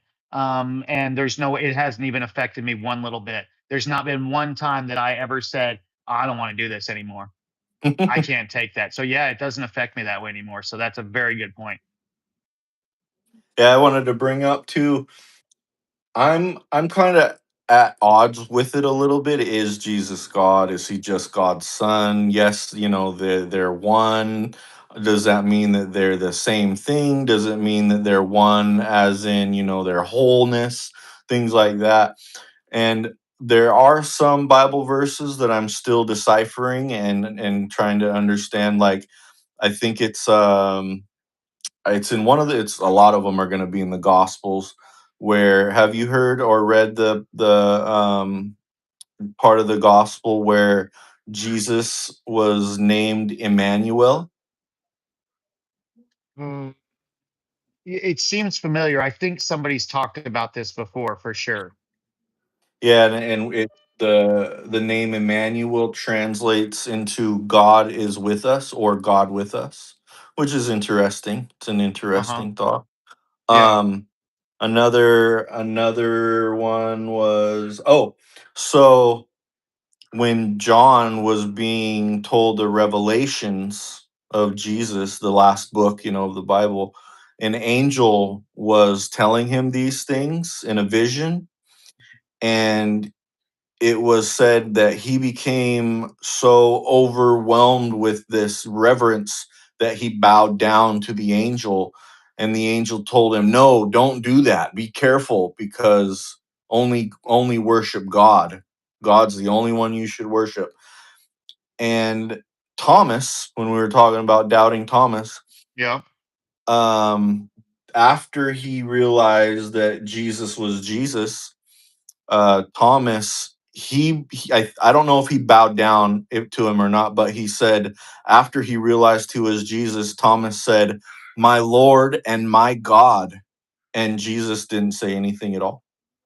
Yeah. So that Yeah, was kind of interesting I too. agree that many other people thought Jesus was God, and I think that some of the prophets and some of the disciples and many others thought that he was. But I also think that a lot of the translation of "my Lord," a Lord was also like a master.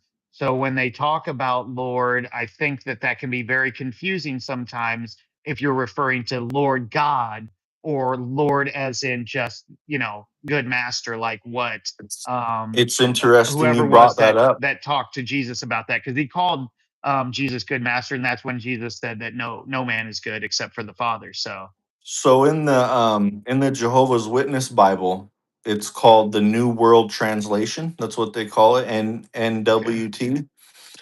And they so in Catholicism, in the Old Testament, I think it was whoever Constantine, whoever it was who got the Bible translated Hmm. from the Greek and Aramaic and all that, and translated it for the common person to be able to Hmm. read. They, in the Old Testament, it would say God's name, the YHWH, Right. and a lot of people have translated that into Yahweh or Right. Jehovah, which Hmm. I'm fine with. I don't think God has a problem with that at all. I think as long as we can understand what it means, then God knows Yeah. we're talking about God. Yeah. But anyway, um point being that in the Catholic Bible, they replaced that name, the old name of where it was supposed to be God's name, and put capital LORD, Lord, on every place where it had originally God's name. And that was, mind you, in the Old Testament, when Yeah. it was when before Jesus was there. They were referring to God, and that carried over, and so now that's where the belief originated from, that Jesus is God, because where they put Lord is a title that they gave to Jesus on a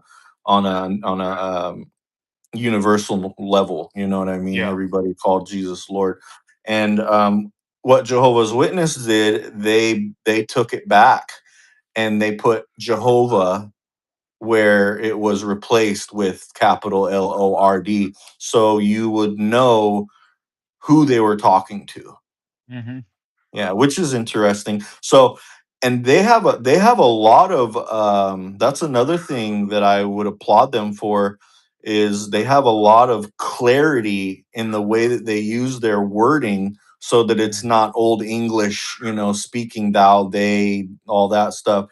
And it's very modern, the way that we talk in their Bible. So they have a really cool Bible. I like to use several Bibles for well, now you can do it on your phone. Yeah. You can look at all the different translations and compare, what are they trying to say. But yeah, it takes the Bible itself, it even says it takes a lot of deciphering. And it also says that a person who doesn't have the Holy Spirit will not be able to interpret the Bible. If you look at it with the fleshly eyes, people are going to be like, this doesn't make sense. There's contradictions in here. And Yeah. that comes from a place of the flesh, Yeah. trying to understand it from the flesh. But the Bible says to look for these biblical truths. And that doesn't, I don't care what religion you are in, um, anybody can dig for those biblical truths. And it's like, it doesn't just, like we were talking about before, it doesn't end.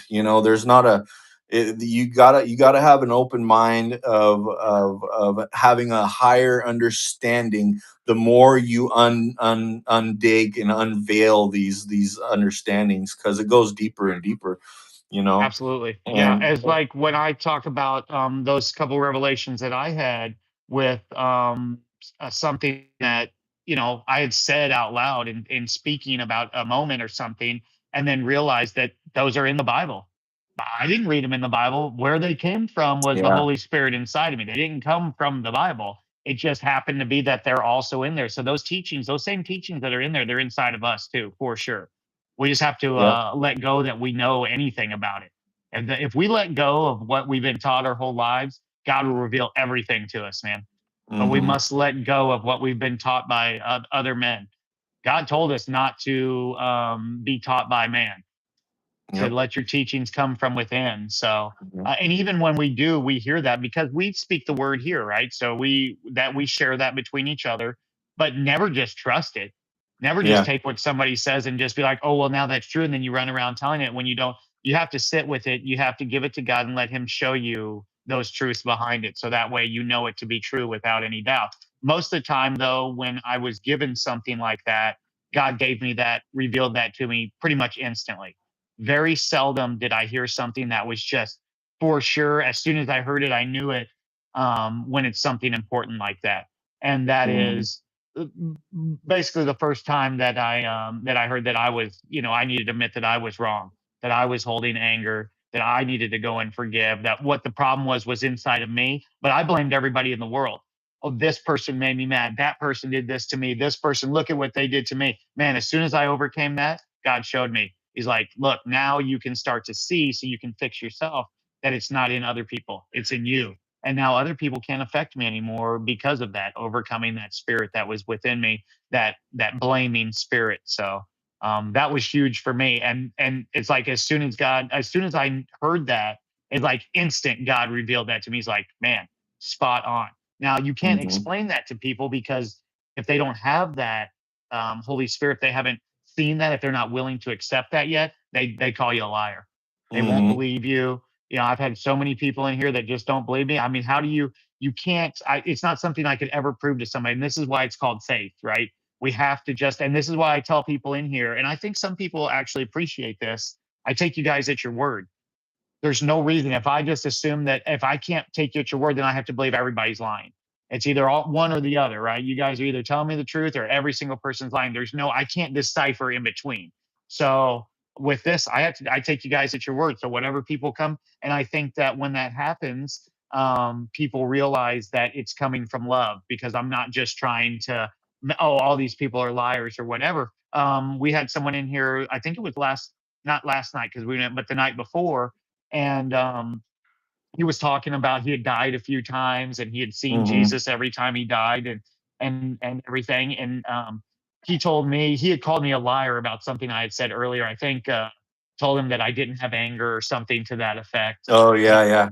and he called me a liar for it, and which was fine. I wasn't affected by it. But then when he said that later on, I said, now imagine, if I just called you a liar and didn't believe you, how that would make you feel. That's why I want you to see that we don't do that. You know what I'm saying? Like, that's amazing. I took him for his word. And I think that you could see in that moment, he was just like, wow, okay, maybe I was wrong. Like, that's all it takes is that little bit of something to look within ourselves. I was watching a great clip today of our minister, our pastor at Bond that we talked to, and he was saying how he had a conversation with a gentleman and didn't even tell him that he was a minister, that he was a pastor, anything, nothing to do with that. But they were just talking about God and the thoughts, which is what we're talking about here tonight, those thoughts.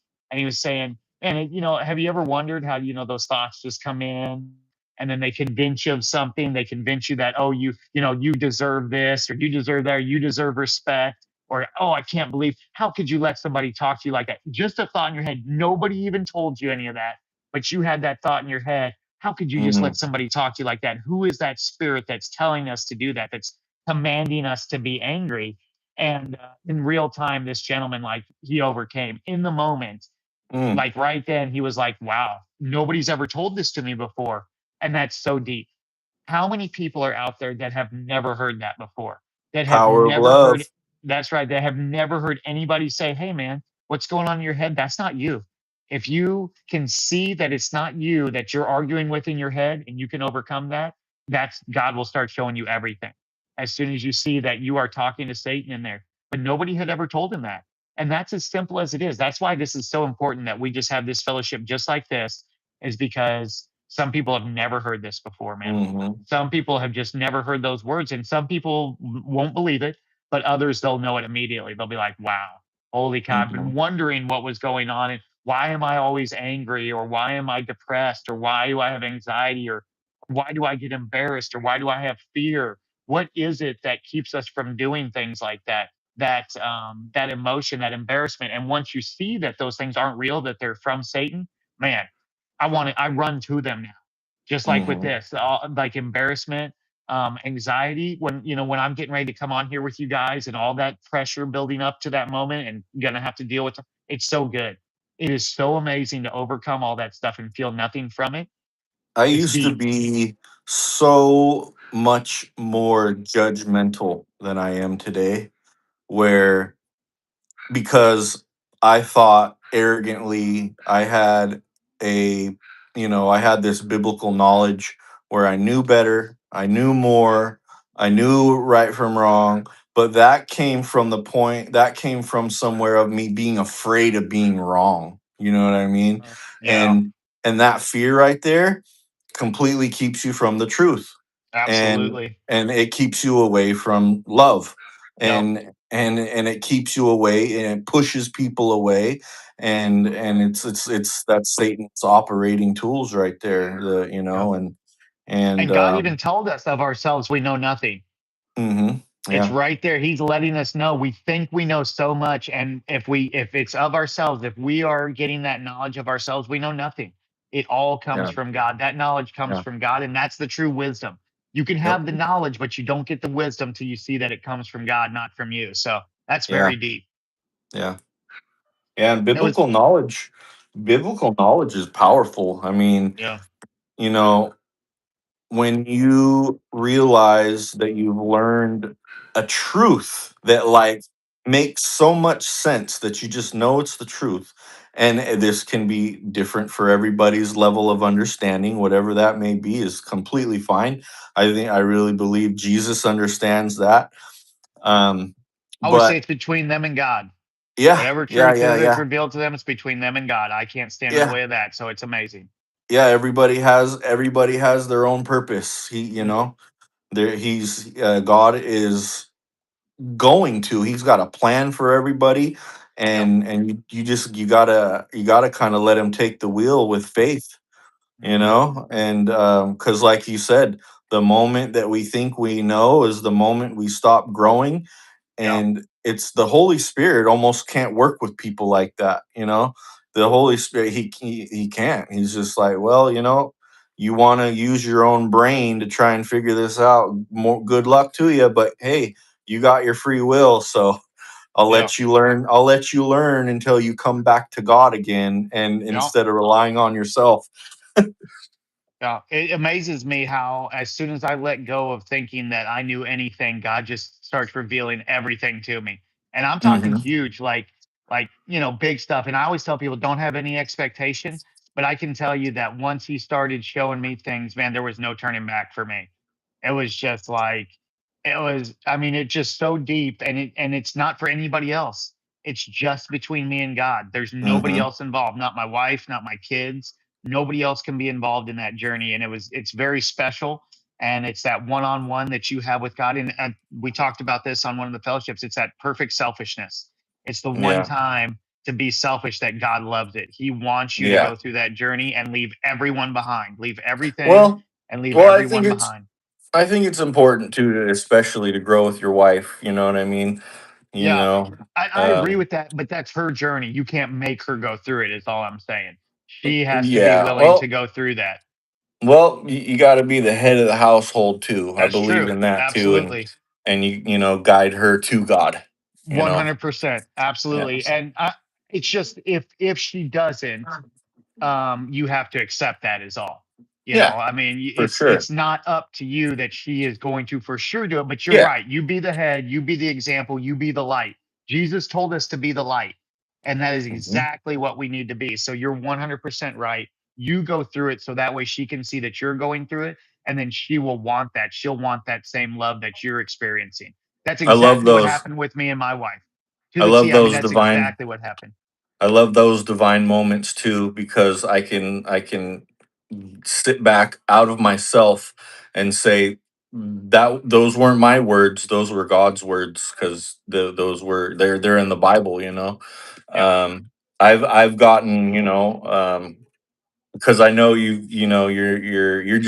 you're getting into more Bible reading, and I think that's phenomenal, man. You don't stop, because I don't think you will. yeah, Um, the more you dig, the more you're gonna unfold, is all I can really tell you on that one. So keep absolutely. going on that one. That's major. I'm a big Bible believer, for sure. There's just a lot of misinterpretation. I mean, it's Yeah, everywhere. It's absolutely. everywhere, and it's Yeah, thick. And that's where, like you were saying, we have to go back to relying on God and the Holy mhm, Spirit to reveal to us these things, because that's yeah. that's ultimately the only way that we're going to understand and know, that Bible knowledge for sure. And He will. He won't leave us hanging. Yeah, I agree. Another David in here, David Webb said, "Are you talking to an Orthodox priest?" He said, That's "You funny. look like a priest." Yeah, we got a special guest. We got an Orthodox priest with us tonight, David. That's No, funny. but yeah, that is it's funny. the it's the It's your all chick. black Yeah, it's the black, and and then the chain. with your cross. Yep, yep. So I that's love funny. it. That's amazing. Yeah. Oh man, I had something to say here. What were we just talking about? We were talking about. Looking within, talking to God for the answers, Yeah, I don't um, know. The moment passed, but guiding. either way, absolutely amazing. Oh yeah, and being the head of your family. Yeah, yeah. You're definitely spot on. Like I said, you want to be the light, and not just for your wife too, but your kids. Yep. And my wife, that was, had I not started overcoming and doing that within me, and my wife may, and I'm not saying for sure, but she may have never seen it because she saw that through me. Well, in fact, when I started doing it, it made my wife very angry. She did Mm. not like it at all. She thought that I was getting involved with a cult. Hmm. She thought that I was, I mean, it I made her know mad. Like, exactly what you mean. Yeah, yeah, she I've was had very that upset. similar experience too. And then it kind of got to the point where she was like, "You do you. I'm going to do me. Just leave me out of it, basically." And so I kind of just separated myself away from her with that part of what I was doing with the overcoming. And Yeah, my wife and my I was wife and I had a. Oh, go ahead. Go ahead. Oh, okay. Yeah, let me finish it real quick. And so I was watching an episode of the Fallen State one night, and she came in with some dinner, and I shut it off, and she was like, "No, go ahead and leave it on." And for some reason, in that there was something in that moment that she saw that it resonated with her, and Hmm. it changed her instantly. In that moment, she never was angry about it again. She saw that she had been wrong for being angry, and she overcame it in that moment. And she, of course, still had to work on it, but in that moment, she realized that what I was doing was working on myself. It was what she wanted to do.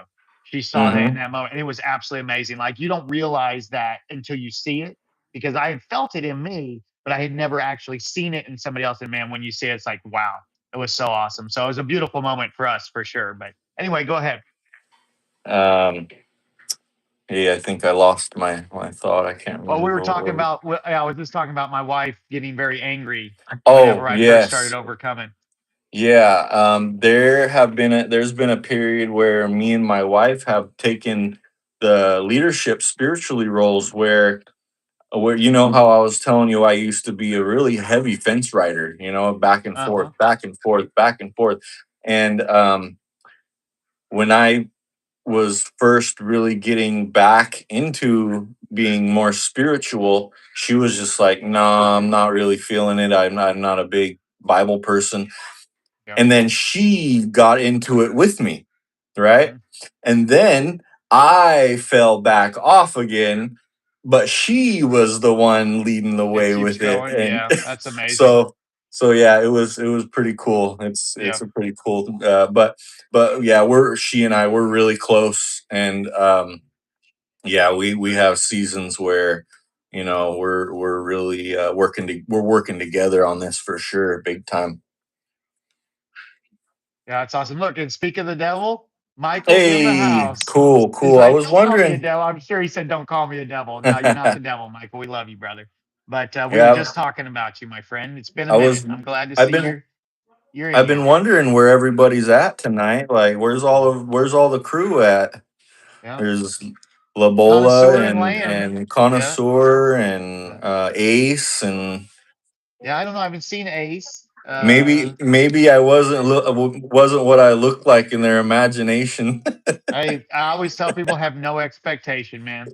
It doesn't matter. It's just absolutely beautiful that we're doing it. We were here. It may be for one person out there. One person might have That's heard something we said, and it might have might changed just their life. might just be for us. Or just us, even. That's right. You never know what we can learn and we can grow. I tell you right now that I grow every time I talk to you guys on here and we go through these fellowships. I grow but I just as much as you guys, for sure. But So, I'm a big the more the merrier type of guy. mhm. So, you know, Yeah. I want everybody to be involved in the thing. Yep. Absolutely.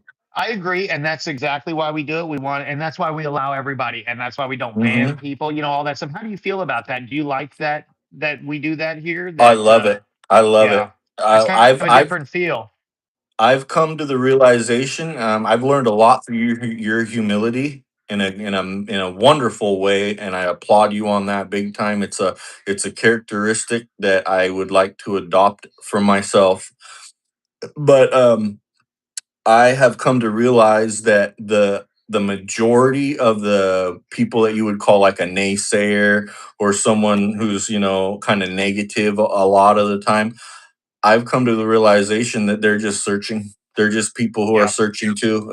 absolutely. Deep down, they have a longing for God that they haven't Yep, found yet. 100%. And man, if we turn our backs on them, we're no better than than them being the way they are, right? We would be doing exactly what we say not to do. We Yep. would be hypocrites then if we did that. So, and I appreciate very kind words, but it is truly, I give all the glory to God. It is not me. My humility comes from being humble to God. So it is through Hallelujah. Him. So yeah, amazing, brother. I really appreciate the very kind words.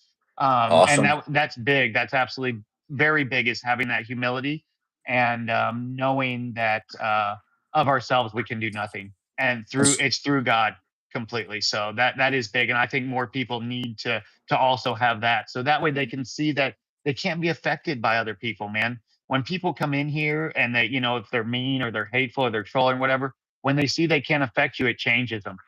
I've had so many people come in here to troll and they end up coming back and being part of the group, Yep. and that's absolutely beautiful. And I'm sure you've heard me tell the story of that ministry, the guy that had a YouTube ministry, Hmm. and he invited me over to check it out. So I went to check it out. But when I went in there, someone had told him, and it wasn't anything even bad. It was just like someone called him a knucklehead, Mhm. And at first he was kind of like played it off. He's like, "Oh yeah, I'm a knucklehead because when I was younger I was a knucklehead." But then you could tell it irritated him a little bit. And he was like, "But if you're gonna talk like that, I'm gonna ban you. We don't tolerate that around here." And the guy said that to him. He literally said, "You should be more humble." And man, that resonated with me so much. That really stuck with me, and it made him so mad. This guy that's claimed to be a minister, and I don't want to judge him. God forgive them; they know not what they do. But Mhm. I know that he got angry and he banned the guy, and the guy he was actually right. The gentleman needed to be more humble to see that his anger was there was no need to be angry about anything, that those words shouldn't have affected him at all. And if he would have shown that those words didn't affect him, he could have helped that person overcome whatever that person Mhm. was dealing with. And then when he banned him, I was like, man, that's one thing we don't want to do. We want to make sure that we don't ever do that because, man, taking that person's opportunity away, what if he would have had a moment to come to God in that next 10 minutes in that chat? Yeah. Yep. And then and he claimed to be of love, but then he pushed somebody away. Man, I just thought that that's worse than I don't know, that's worse than lying to somebody. You know what I Mhm. mean? Tell them that you have the truth, but you're not allowed to be here to see it or to experience it. That's worse than just lying to them. Yeah, So it's interesting you say that because the Bible says something like that. When you push people away like that, it's a big no no. God's really he don't like it when people do that for sure. And yeah, it's and it yeah. seems like Christian church and like I mean, probably not just Christian. I just have my most experience with Christian churches, but it just seems like if you go in and you question or doubt it all, it's like you're instantly an outsider in the group. There is such a group mentality in that world where and they're so afraid to doubt at all or say I don't know or anything like that. Mhm. And whenever you question it or have any doubt whatsoever, it's like you're not part of that group anymore. Mhm. Hey, I'm gonna take a bathroom break real quick, Go ahead. and No then problem. check in with my wife Do real your quick. thing. I will If chat you, with everybody here. I was Yep. gonna say if No you wanted to problem. catch up on the Absolutely. I'm going to say what's it hi to called? everyone. So, yeah, Right take on. your time, brother. I will be Can't here. leave them out. Yep. Amazing, you guys, ladies and gentlemen. We're having a great conversation here with David. Absolutely spectacular. I just want to say hi to everybody. Look, Justin's here. Uh, see, Connoisseur Shaw, what's going on, brother? Maria, how you doing? Shaw, good to see you. Let's see. Yep, David, Jack, what's going on? Of course, Michael. Welcome, Michael, brother. How you been? It's been a minute. I am so glad to see you, my friend. Amazing. Labola's still here. We love you, Labola. How do you feel about everything tonight, Labola? What do you think about what's going on here? Let's see. Michael says, whenever any human being thinks for themselves apart from faith in God, apart from the wisdom of God, apart from the will of God, it is always lacking wisdom and uninformed, mild form of rebellion. Very deep, Michael.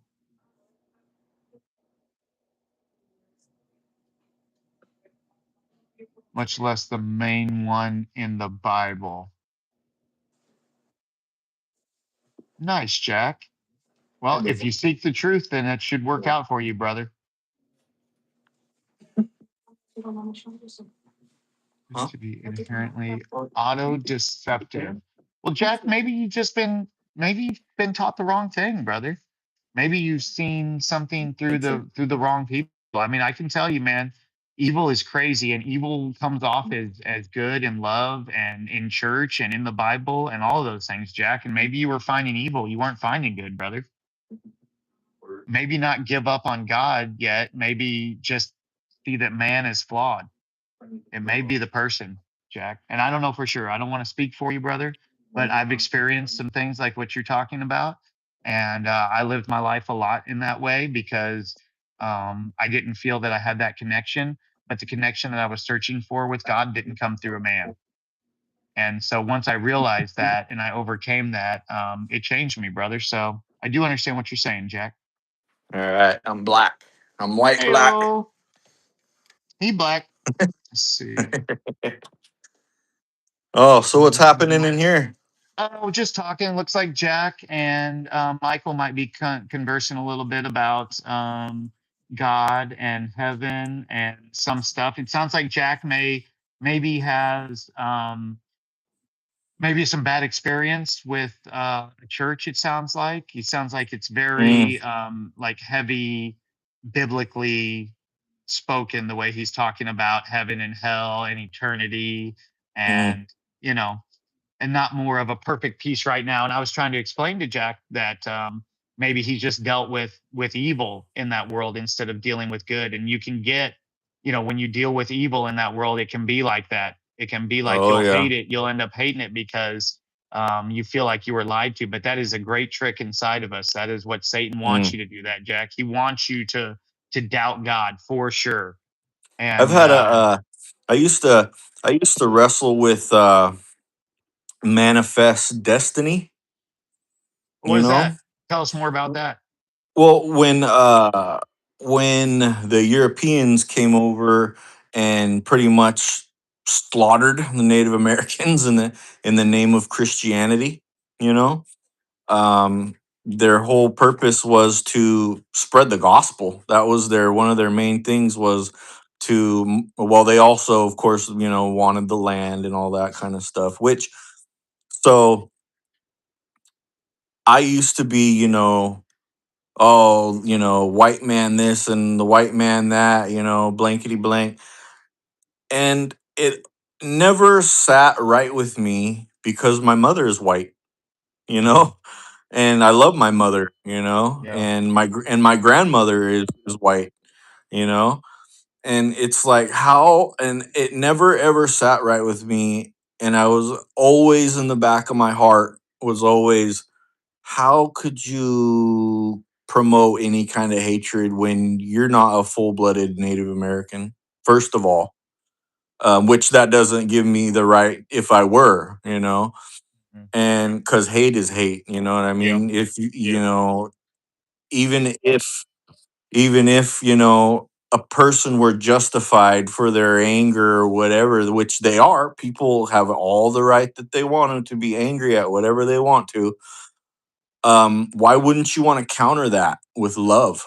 As a, why wouldn't you want to be the chain breaker, if you will? You know what I mean? Even if you're on the opposite line of the battle, you can still be a peacemaker. Yeah. And so that never sat right with me. And so I came to the conclusion, and this is the truth for me, and I say this to a lot of my native brothers and stuff, that because a lot of people, how could you be Christian out of all the things, that atrocities that native people have gone through, la la la la la. I've heard it so many times over and over and over again. I've always tried to break it down. And this is where I've came to in my truth is, and I think is the ultimate truth to me, the things that happened that took place, yes, they were bad. And I Mhm. don't think anybody would argue that, you know what I mean? Um, but that being said, if the things that took place did not take place, I myself may not even exist at all. Mhm. You know what I mean? I think that's a really deep way to look at it. Yeah. Because a lot, I mean, I think a majority of the whole world, of whole America, wouldn't exist if certain things went differently. As far as the biological chance of a person being born, you know what I mean? Yeah. um if these things didn't happen the way that they did, then I may not even, have life in general, Yeah. and anybody. And I think that once you realize, what's going on inside of people, how could you not see that those people were dealing with the same things then? Yeah. They may have thought they were doing it in the name of God, but they were doing it in the name of Satan. They were dealing with the exact same thing that's going on. So to hate them, we would still be no better than them. We mustn't Mm-hmm. hate them. We must just see, this is what God gave us the ability to do. He gave us the ability to discern right and wrong. We know that Mm-hmm. it's wrong, but he gave us that ability to be able to do it without hating them.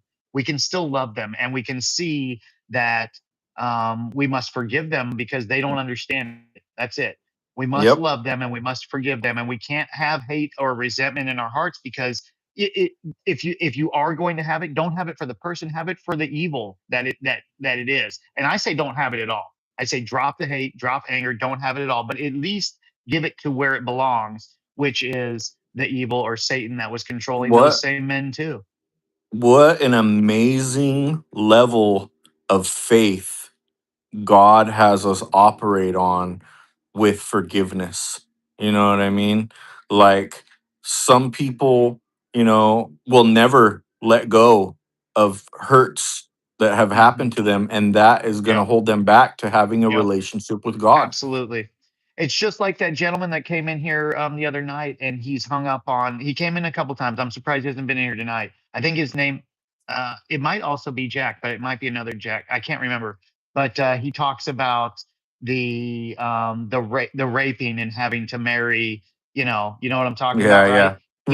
He's so hung up on this one thing instead of being able to look at everything else and even just say, hey, I don't know about that part, right? Let's just, but instead it's the opposite for him. He's focusing on that. So he's negating everything else, all the good or anything else. He's all stuck in this one thing. And I doubt that he even truly understands what it even means because he's stuck on it, meaning like this literal thing that is this in this bad way. And I think that times were so different then we didn't realize what was good or bad. And in the same way, it's testimony of man. These were still testimonies of men in the Bible. There can be Hmm. truth in that, but it doesn't mean that it's necessarily like perfect in a good, bad sort of way. You Yeah, can look at that and say, like, man, that was tough. That must have been a tough situation to overcome. But look, they even overcame rape. Like they overcame those things, right? They didn't let that hold them back. And I think it's just a lesson to learn about overcoming everything. yeah. Right? I Sorry if mean, I yeah, said a lot something that of might people. offend somebody with Mm, that word. I don't want anybody to be too soft. oh, We'll say grape, but just over being able to overcome every single thing put in your way. I think there's a deeper lesson to be learned there, even if you don't agree with that situation. there's there's a lot of bad in the world. You know, Hmm. there's sickness, death, Yeah, cancers, children getting abused, yeah, women, men, so much yeah. abuse.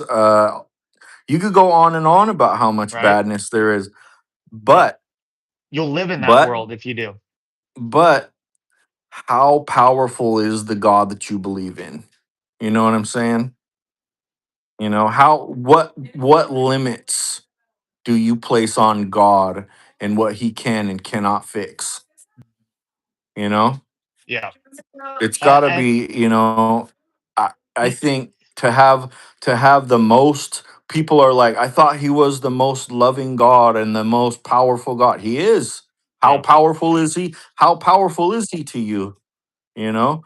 Are these things that happen are is your God limited? Your idea of God limited? He can't take care of these things? Yes, he can. And he yeah. will. Yeah, some of the stuff we don't even understand. Like a lot of people say, like, oh well, God, killed these babies or whatever. Whenever he was cleansing, and whatever that situation was. Um, no matter what, returning to the Father, I don't know where we got this thing where returning to the Father is a bad thing.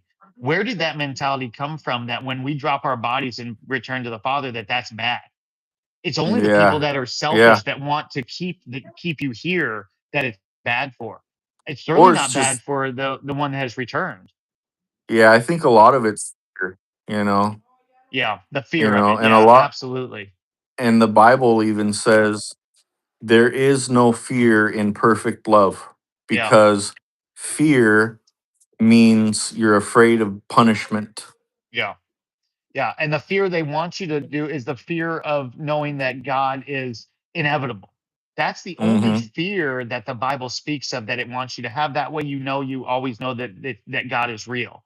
It's not Yeah. like fear, as in like you're scared of it, But preachers and pastors do that. They want Yeah. you to be fearful of the Bible. They want you to think that you're going Hmm. to this burning Yeah. fire, that you're going to Mm. And instead of just telling the truth about overcoming those situations, then people could at least actually attempt to overcome and not just think that they're relying on going and begging for forgiveness at church on Sundays. Yeah, that's what I was talking about with. I think that word fear. I mean, I think it was placed there strategically, and to keep people in social control. Yeah, absolutely. And but I think the real word that should have been there was revere. Highly, Yeah. highly, highly respect. You know what I Yep. mean? Yeah, absolutely. And also too, I don't think that telling Hey, people, there's CC. Connoisseur, did he just lose his green too? In real time, Connoisseur just lost his green. Oh, that's crazy. We must be having a lot of members fall off right now today. But Hmm. um man, what were we talking about? Oh yeah, I will. Fear and the badness of the world, and Mm, control of I fear. had something I was gonna say, but yeah, but it's fine. Everyone starts as an unbeliever. Um, yeah, I don't remember what I was saying there about what we were talking about. But yeah, no, it's fine. Absolutely amazing, you guys. Good stuff. Yeah, I love this chat. I love this channel, man. I love it. Yep. I mean, shoot, we are. It is. It's a fellowship. It really Yep. is. It sure is. And we just want to keep growing. So I hope that we can continue and that we can continue to grow. And maybe we'll even, eventually have something also in person besides just YouTube. I mean, I always want to keep this channel on Yeah. YouTube going with it, whatever we do. But who knows where we'll go from here? I know that my wife did tell me, and I got a pretty big kick out of this the other day. I never consider myself like a pastor, a preacher, anything like that, you guys. So I don't want you guys to think that I think that I'm this, I do. this. I think you are. Well, apparently my wife does too because she told me she's like, yes, we were talking about something. She's like, yeah, well, I never thought my husband was going to become a preacher either, but here we are. And I was like, you guys, but no, Well, the it's Bible. amazing. I mean, The I Yeah, the Bible appreciate it for sure. teaches. The Bible teaches that everybody is supposed to be a Bible teacher. Yeah, And absolutely. that's, to me, my understanding. That's the priest, the pastor, the preacher, the teacher, the rabbi. They're all the same thing to me. They mean all the same thing to me. I don't care Yeah. what titles these religious Yeah, institutions want to give I them. agree with that. They're all supposed to be teachers of God's Yep, word. So, absolutely. and the Bible says everybody is supposed to be. That's how you build disciples. Is one person. What is it? Each reach one, teach one. Is that the saying? Is that how it goes? I haven't heard that one, but very Each one, interesting. teach one, reach one, Each teach one, one something teach one. like that. Yeah. Yeah, that's very interesting. Very nice. Yeah, and that's Uh, everybody's responsibility. In as far as being a person of God, we're all persons of God, and we're all men and women of God, and we're all supposed to continue building God's church. yep. So, We're all made in the image of God yeah. for sure. Yep. Yep. And we talked about that earlier. You believe in that same order of God in Christ, Christ in man, man over woman, woman over child. Oh yeah. That same order, Absolutely. very nice. Yeah, Absolutely. yeah, for sure. And I It's think a lot of people get it mistaken with thinking that that means like you bark orders at your wife, but what we talk about is just I used spiritually. to. I Yeah, yeah, used to no, think that's what it meant, yeah. but But it's but guiding that's through being the light is all that it's that not. means is you be the Yeah. light so that way they can see and then they will overcome that because they see it happening in you. It doesn't have anything to do with telling them what to do or anything like that. Now, when they ask you, you give them the right answer because you're guided by the Lord. That's it. It's Yeah. just that simple. And it's not based on love, acting that way, acting the opposite way. Yeah, It's got to be it's absolutely. got to be it's got to be rooted in love. If it's not rooted in love, it's not from God. Period. Yeah. Yeah, and when we were talking about earlier that emotional love, what do you think about somebody that can tell you that they love you and then you make them mad and then they hate you the next day? Yeah, that's They never even knew definitely. love. No, no. Mhm. It's definitely not true love, that's for Yeah. sure. How few people do you think are out there that you could, do something like cuss them out or say bad things about them or embarrass them, and then they would still love you through it unconditionally. I Mm. feel like there's Oh, very few out there. yeah. Well, we've been taught, we've been taught, like you said, everything is sensual, everything's sensuality. Yeah. You see it everywhere. You see it in the music, movies. I mean, it's literally like this one preacher, pastor, teacher guy. He said, how many people go and sit down to watch TV, and what you are doing, you're literally watching a TV program. You are You're being getting programmed. programmed, Yeah. I've and definitely heard yeah, that before, for sure. And I agree with that. I think that they desensitization, all yeah, that stuff, man. absolutely. Everything came through television there. And this is what we talked about a lot. This was why I didn't do this for a long time, was because I thought only evil came through this stuff. I thought only evil came through the TV. I thought only evil came through YouTube. I could not see. And then one day God decided to let me see. He said, "You know what? God can come through these things too. You see all the evil coming through. Now it's time to step up and do your part Hmm. so that way some people can see God come through." Because I can tell you that when I saw that God's love, that perfect love in another man, which I had never seen before in 40 years of life, it changed me. Instantly, I knew right then that I had to drop my anger and I had to overcome those things because I had never seen it before. I didn't realize it was even possible. My father didn't have it. My grandfather didn't have it. Nobody in my family's ever had it. Who knew that, you know, some minister somewhere that I just happened to see in random, I would see that in that moment. But it changed me. And Yeah, I God, think when God, you, God tries to talk to us all the time, all Mhm. the time. So many times throughout my whole life, the phone was ringing, ringing, ring, ring, ring, and I just ignored it. Yeah. And now I see that, look at how many people are seeing that in here with us. Mm-hmm. Some do, some don't like it all what we're doing here. I get it. Satan absolutely hates what we're doing here. Satan does Oh not yeah. want us to talk like this. He doesn't want people to get out of that church state of mind and get into the God state of mind. People are too Mm-hmm. wrapped up in this whole mentality of, oh, if it's not coming from a church, it's not real. And this is the part that really scares Satan, because we're talking about the truth here. We're talking about, it's not just from the Bible. Satan can manipulate your mind when you're just hearing Bible preaching over and over again. Satan can Mm-hmm. manipulate your mind through that. Oh yeah. But when we're actually telling the truth and experience it, and you're hearing it from you, and this is why it's so important that we have guests on like you guys, Labola, Land, my son, everybody that we've had on here. It's because then people can see that they're going through those exact same things too. It's very Mm-hmm. real. It's not just one person, one place. It's everywhere. All of us going through this same thing at the exact same time. And Yep. it's just so much more. I feel like I get so much more than through this than I ever did at any church ever in my whole Mm, entire life. I've never felt connected in the church before. It's like, mm, I don't know. I sat in there and I saw everybody else having a great time, singing. They all seem like they're getting this great connection. And it felt so awkward because I wasn't getting mm-hmm. that connection. I never felt like I was finding God in there. And now that I look back, I realized I don't think hardly any of them actually knew God. They Yeah. only were there on Sundays to, it's all ego. It's so that way they can say, "Hey, I was at church. Look at me. I was at church." And it was Yep. just like, it made them happy. It made them feel good, but they weren't good people. Yeah, They didn't go in love. unfortunately, I have met an innumerable amount of pastors and preachers and teachers that just think they're so holier than thou, and it's sad, really. It's like I've experienced things where I'm just like, in the back of my mind, do you realize you're pushing me away? I don't even want to tell you you're pushing me away. Yeah. I don't even want to talk to you anymore.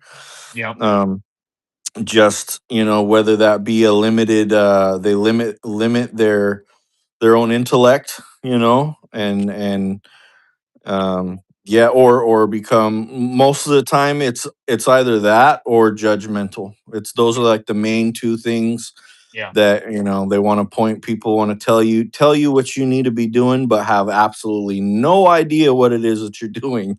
Yeah, and imagine how difficult it would be for somebody to not have any that doesn't have any faith at all to be converted then, or Yep. to be able to see, because they would I just be judged, when it's only judgment, it's like it pushes you away immediately. So it's like very hard that to overcome that. commentary, made a really funny comment.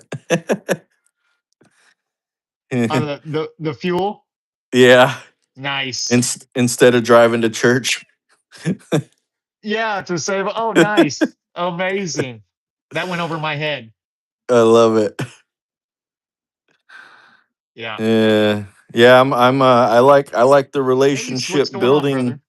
with everybody in here, man. It's like Yeah, these are all becoming, familiar names and stuff like that, and it's really absolutely. cool. Yeah, no, I completely agree. And it's like we have people coming from all different like background and faith, and some people don't even have what you would consider a regular faith. And I talk about this with Connoisseur a lot, but he's so connected to God. I just think sometimes he doesn't even know how connected he is, And I think I have I a think he's starting to see it. So it's Oh absolutely yeah. amazing. But I see what yeah, it's I see like, what you're talking about. yeah, absolutely. It's It was beautiful, man. funny after your stream today when you were at the farmers market.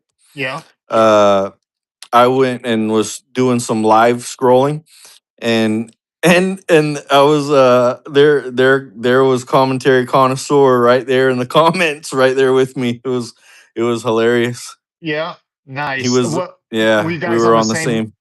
You were Uh-huh. on the same thing? Really? Nice. Amazing. You guys had jumped to the same channel somewhere, huh? Yeah, it was How funny. cool. I told him I was all CC, and then he put on there 7M. Nice, you guys. Yeah, Amazing. Yeah. I mean, it it's was so funny. cool how we grow these connections, but it's all through God. Again, Yep. and that's what's amazing about it, is so that way we can just let God like travel through us. I mean, it's so deep, you guys. And some people, like I said, some people are here and they get it. They probably don't even say anything in the chat. I'm guessing so many people come in, they just sit back, they listen, and just like what I did for a long time, you just kind of sit with it, and then you talk to God about it and let Him show you.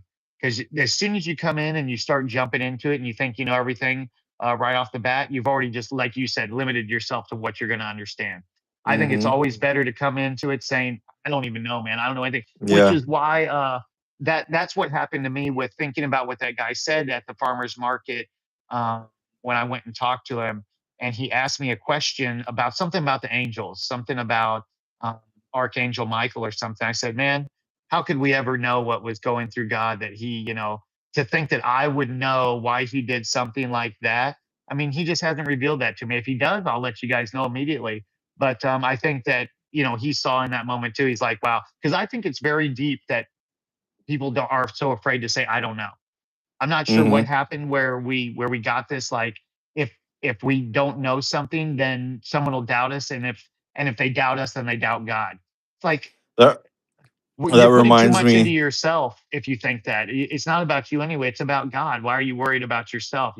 You just Yeah, say the yeah. truth and go through it, and whatever they get from it, they get from it. You can't do anything about that. So, It's interesting too. I don't know why it came to me, but Jehovah's Witnesses believe that Michael and Jesus are the same being.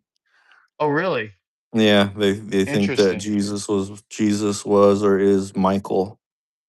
And that's So, how I think that's how they think how he was God's spirit son in heaven first, because he threw Satan out of heaven and then came to the earth and defeated him in the flesh, something like that. hmm. Do you Yeah. have you ever heard? I And don't believe that though. this is totally random. I haven't heard this, but have you ever heard anything about Adam being Jesus or connected to Jesus somehow? The only thing I've ever heard regarding Adam and Jesus is I've heard, and I agree, they say that I've heard it said that Jesus is the last Adam. Mm, I've heard that saying that. So Adam, kind of got sin kind of going. Him and he and Eve kind of got sin started, and then Jesus ended it. Right. So yeah, first and last kind of thing. But I don't think they're like the same being or Just anything like that. brothers. No. Just brothers. Well, we all are in a That's what I sense. mean. That's what I Yeah. mean. Jesus Sons of even God. said, yeah, Sons of Jesus God. even Yeah. says that too. Yeah. Yeah. I One thing agree. that's interesting though, did you know that Adam tried to blame Eve for what happened in the garden? Oh, really? Yeah. So when God went looking for Adam and Eve after they had eaten from the tree that they weren't supposed to eat from, um God said, "Did you eat from the tree?" And Adam said, The woman gave me the fruit and I ate." And then God asked Eve, "What did you do? Did you do this?" And Eve said, "It was the snake. The snake deceived me." Mhm. But God even said she was more justified than Adam, because Adam could have taken responsibility for himself, but he pointed at the woman and tried to say it was her fault. She Yeah. did it Well, yeah, when definitely he put the fruit to his own mouth, though. You know what yeah. I mean? Yeah, no, absolutely. And the reason that God was so much more upset with Adam is because God spent time with Adam. He didn't spend Yeah, time with yeah, Eve. But Adam actually had time with God where he was able to get that knowledge. Eve got her knowledge from Adam. I mean, yeah, although I yeah, think God yeah, yeah, maybe talked to them a little bit, but he didn't really do what he did with Adam with Eve. So I can see, but isn't it? It's very interesting how they both, after it happened and then they fell into sin, they both blamed outwardly. That yeah, neither one of them took yeah. responsibility within themselves. Well, Eve was more correct than Adam was, because it was Satan who started it. You know what I Yep. mean? Satan, that goes to show that be careful who you're influenced by. You know what I mean? Although Yep. she was ultimately responsible for her decision, Satan, he started the whole thing. Like, he's called the father of the lie. He Yeah. he he Absolutely. started the lie. So, Yeah. Have you noticed but that yeah. that happened in the garden still continues exactly the same Yep. today? And women Yep. still make Satan their god, and men still make women their god. Yep. Almost identical. The Yep. exact same thing happens over and over and over and over Yeah, again. we indulge in the flesh all the Yep. time. Yep, absolutely. And it's not like they do it intentionally. When I say that, women, I don't want women to get upset thinking that I'm saying that, but they do it they don't know they're doing it. They fall Hmm. into that same wickedness that they don't know. And men are the same way. Men don't know that they're Yeah. making women their god, but they fall into it I because they fall into the flesh. Yeah, I definitely would not be the man who I am today without my wife. That's for sure. Hmm. Yeah. She is definitely my missing rib. That's for sure. Yeah. Very nice. I think that that's amazing when God gives you that opportunity, but so many people instead they try and force it, and that's why so many marriages aren't working. They don't Yeah. allow God to give them that gift. They go out and they think that they can find it, and they think they find Yep. love, and they only find hate. They Yep. all find hate, and then they Lust. It's resent the all person. lust. Yep, they resent the person. Well, and it's definitely all lust, but it's like it's that impatience. It's like we think we Mm-hmm. know better than God. Like, I have to have Yeah. this wife. And it's because society does that to us. Why do people tell Yeah. us that if we're not married, we're not good people or something? It's so Yeah. weird how society controls that thought like that. Marriage shouldn't even be like that. Marriage should be something that is supernatural, that it just happens on its own. It has nothing, you were never searching for it, and it still happens so perfectly. Yeah. That's how marriage works.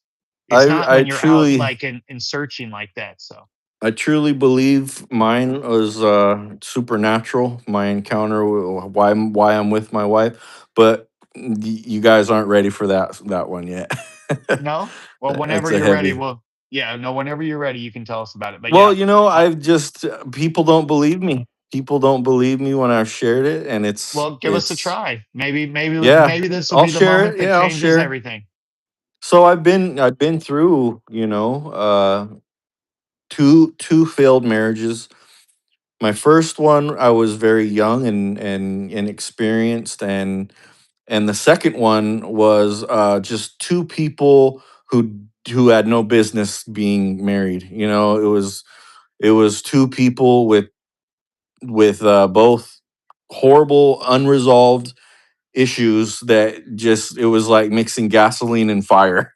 you Yeah. know it was just destined to fail. There was no real foundation. It was not meant to be, obviously, otherwise it would have been. I've But seen a lot of times in those kind of relationships that it's a lot of blame on the other y- person, that they blame each other. yeah, it was oh man, I couldn't either. That's the best thing that I could say. We claimed that we were marrying for God, but we weren't. That was a lie. Yep. That was not our foundation. It should have been, but it was not. Yep. It was not. And it fell apart. It was a marriage built on the sand. You know what I Yep. mean? Oh, absolutely. So, but God bless both of them. I don't hold any grudges towards them. They hold grudges towards me. That's for sure. Yep. That's okay though. Unfortunate. It's unfortunate, but I wish them the best and peace Yep. and love and happiness. And I have zero resentments toward them whatsoever. Yeah. I unfortunately can't say that the opposite is true. I hope it's not, but I just from anyway, anyhow, that's neither here nor there now. But so I was on my bed in my room by myself praying. I'm a very prayerful person. I don't say that to boast. I say that with truth. I pray a lot and I love to pray. I love praying. I'm a very prayerful person. Anyway, I'm praying in my room and I um I want to say I was expressing to God that I was lonely, that I wanted a spouse. I really had the desire to not be alone, and so after I was finished with that, and you remember when I was telling you that I heard God's audible voice. Hmm. You remember that? Yeah. It wasn't audible like I'm talking to you.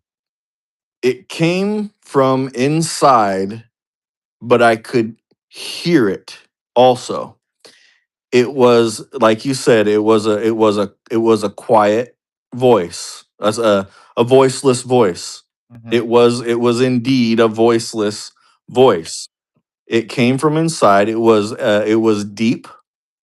It was calm. It was very calm, very sure, like it wasn't like saying, this might or might not happen. This is what's going to happen. And it was very simplistic and straightforward. And the voice said, my wife's name is Elizabeth, and the voice said, plain and simple, it's just said, Liz is coming back into your life. That's it. That's all it said. Liz is coming back into your life. And now when I first heard it, I because it caught me off guard. When you have those voices where you're like, where did that come from? That wasn't from my brain. You know, I had to stop and think to myself, was that me? Was that my wishful thinking of what I wanted, of what I want, and that's what I wanted to hear. And mind you, Elizabeth and we first saw each other, I want to say back in 2018. And then we had a falling out and we parted ways for somewhere between like 2 and 4 years, right? And never had any communication. That was on her part. I was looking for her like crazy. Hmm. I blew it. It was my fault. I blew it. You know what I mean? Yeah. And she she was not going to be found. She did not want to be found and made it a point not to be found. But after I had heard that voice, I was thinking, nah, it was my wishful thinking. I highly doubt. It's been this long. I haven't heard from her. I'm not gonna hear from her. I want to say exactly 2 weeks later, she got a hold of me out of the blue. It was like, mind you, this has been 2 or 4 years of no communication whatsoever. And she was working in New York actually, but when she got a hold of me, and she was like, I didn't have any plans to get a hold of you. I was just, it was on Facebook, and all of a sudden out of nowhere was like, oh, I wonder what David's up to. And before that, she says I wasn't a thought in her mind whatsoever, you know. And so, and yeah, and then we ended up getting back together, and we're married now, and it's been amazing ever since we've reunited. I mean, we've been growing together spiritually. Um, she's been everything to me that I have ever wanted in a woman, and I can only say that she's been a gift from God, and Very that's all I nice. can really say. And even Amazing. the Bible says, a good wife is a gift from above, and it does say that. Yeah. And Um, sorry, I don't mean to be seeming like I'm talking don't about listen to myself don't for listen two to them. hours. Don't listen I to don't them. agree. I don't Yeah, agree, but don't listen to that's them. We're whatever. talking about God. He's not talking about himself. We're talking about God here, you guys. We're talking about So, getting to God. We recommend that to all of you. Return to the Father. But yeah, but I guess you're not into it in a way that if something were to happen though, you'd be okay and you could overcome by yourself if you had to. oh yeah, oh Yeah, yeah, yeah. That's what you just have to make absolutely. sure you know that. Yeah. A lot of people say that they can't. So many people would say the opposite. They'd be like, "Oh no, I couldn't do it without her. I couldn't do this without her." Yeah, you can love them, but you have to know that no matter what, you can do it Oh yourself. That way yeah, you don't hold that expectation over them. Otherwise, absolutely. you put too much on to them, and you can't do Yeah, that. They have to know that you're going to be fine whether they're there or not. That way they're comfortable and they know there's no expectation held over them. So that's yeah. I that's hear really what you're good. saying, man. Yeah, it's absolutely Yeah. amazing. And me and my wife talk about that all the time. I make sure that she knows if she were to leave me tomorrow, it would be just fine. It'd be okay. I wouldn't hate her. I wouldn't resent her. It would be just fine. So if she chose that she needed to do that, I just want her to know that I'd be okay and there'd be no issue with that. So I think there's a mutual respect between that because we Mm-hmm. have that between us where she doesn't have to worry about that. And the same thing with me. So that way she's confident in herself. If I wasn't here tomorrow, she'd be just fine. Mm-hmm. Everybody needs to Mm-hmm. make sure that they're okay. You don't want to rely too much on another person because if they're gone, it will destroy you. If Yeah. something were to Yeah. happen, you never know what's in the hearts of somebody else, so you can't count on. They can tell you something, but you can't truly know what's in their heart. And people are liars. I mean, that's just all there is to it. People will lie. They'll manipulate you, and you set yourself up if you're not just sure that you can make it on your own. And when you are Mm-hmm. like that, then the real thing comes to you, like what you're saying, with what you have with your wife. You don't find the real thing when you're in that world. You don't find the real thing until you overcome that and you see, hey, I don't need anybody. This is perfect the way it is, but I don't need anybody. And that ends up making it even more perfect because you're not putting that on their shoulders where that you need them. When they feel like I Yeah. don't know, there's just something about that when they feel like, oh, he needs me, they have control over you or something. It's more Mm. of a situation where you can be manipulated and controlled. We know how women Yeah. like to feel that way anyway. Women like that feeling, and that's from Satan. It's like it's inherent in women, but there is something that they like, that control of knowing that, hey, if I left him, he's not going to be. And then they kind of got you in control. So I think it brings us all closer to God when they realize that. And the same thing for men too. It goes the same way for Mm-hmm. men that whenever we think that, oh, they need us, and then we manipulate them, and then we use Mm-hmm. them, and we go out, we think we can be with other women, we think we can do all this stuff, and it's because we think that, oh, they need us or that we're so important. But we should realize too that we're not important at all. That they'll be just Yeah. fine. They just may not see it.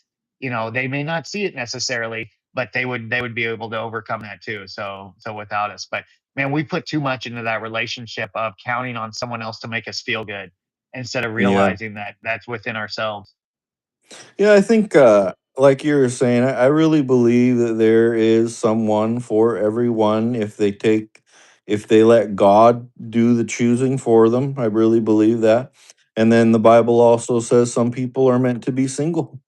That's right. So, That's right. So whatever happens, you have to be happy with the end result. As soon as you try and force it, which is what everybody does. You see, look at all the people getting married and divorced, man. yeah. Everybody wants to force it. Nobody wants to let it happen naturally. And it is truly the downfall of a relationship is when you try and force it. And Yeah. everybody, and we talk about this a lot in church. It's that showcase personality. You never meet the real person. You don't marry the real. You don't meet that real person until after it's already done and over with, and then Yeah. you find out how much hate they have in their heart, and then you meet that real person, then you don't get along, and then it ends up being just resentment and hate for each other. And yeah, it's absolutely toxic. I don't get why we don't tell the truth anymore, and churches push that stuff, man. If you're not married, you're not a good person, right? How many times have you, yeah, especially Sometimes. for women, a lot it seems like if they're not married, they're like promiscuous, they're sluts, they're looked down upon if they're not, if they're not married, even if they're Yeah, not.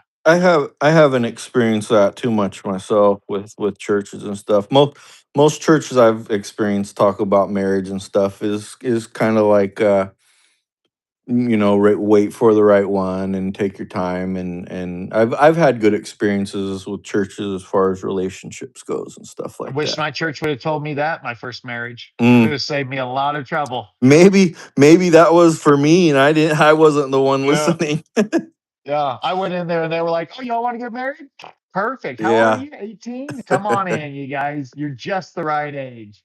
So, yeah, we went in and talked to the pastor and everything, and I mean, he never once told us the truth, which is y'all are going to hate each other. My goodness, if he would have just said, "Hey, if you guys do this because you're doing it for the wrong reason, you guys are going to end up hating each other. I'll still do Mm. it, but I just want you to know." At least then we would have had the truth, right?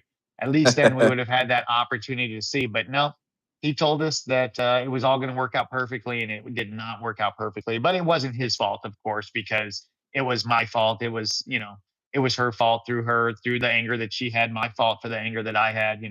That's just the way it goes. I got one more thought, and then I'm probably gonna hop off here Okay. pretty quick. All right. No worries. It's getting late. I I like to, I go deep as I can, you know what I mean, in my mind about spiritual things, and one thing that has intrigued me as of lately is the thought. The Bible says that man and woman are one flesh. After they're married, they're one flesh.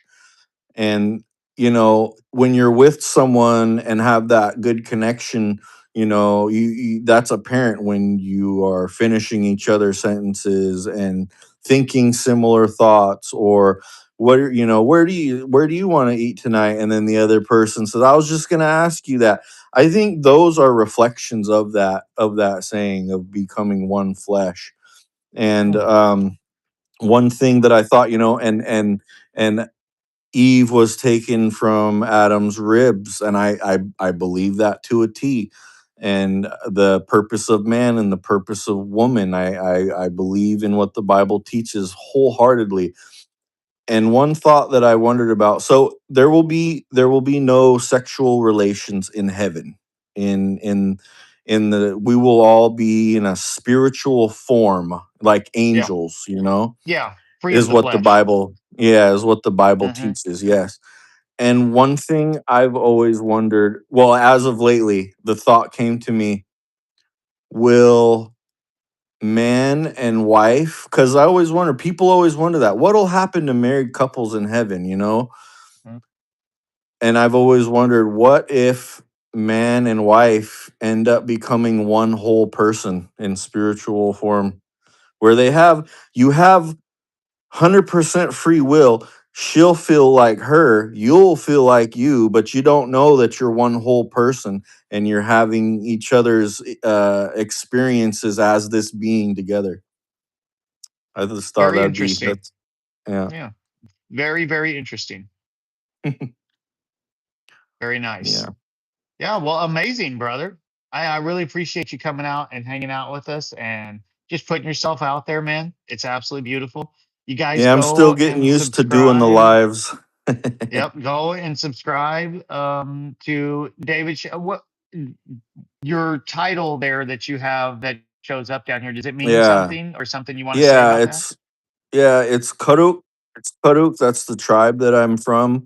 And the title of my name on there is Muachich Ichreyav.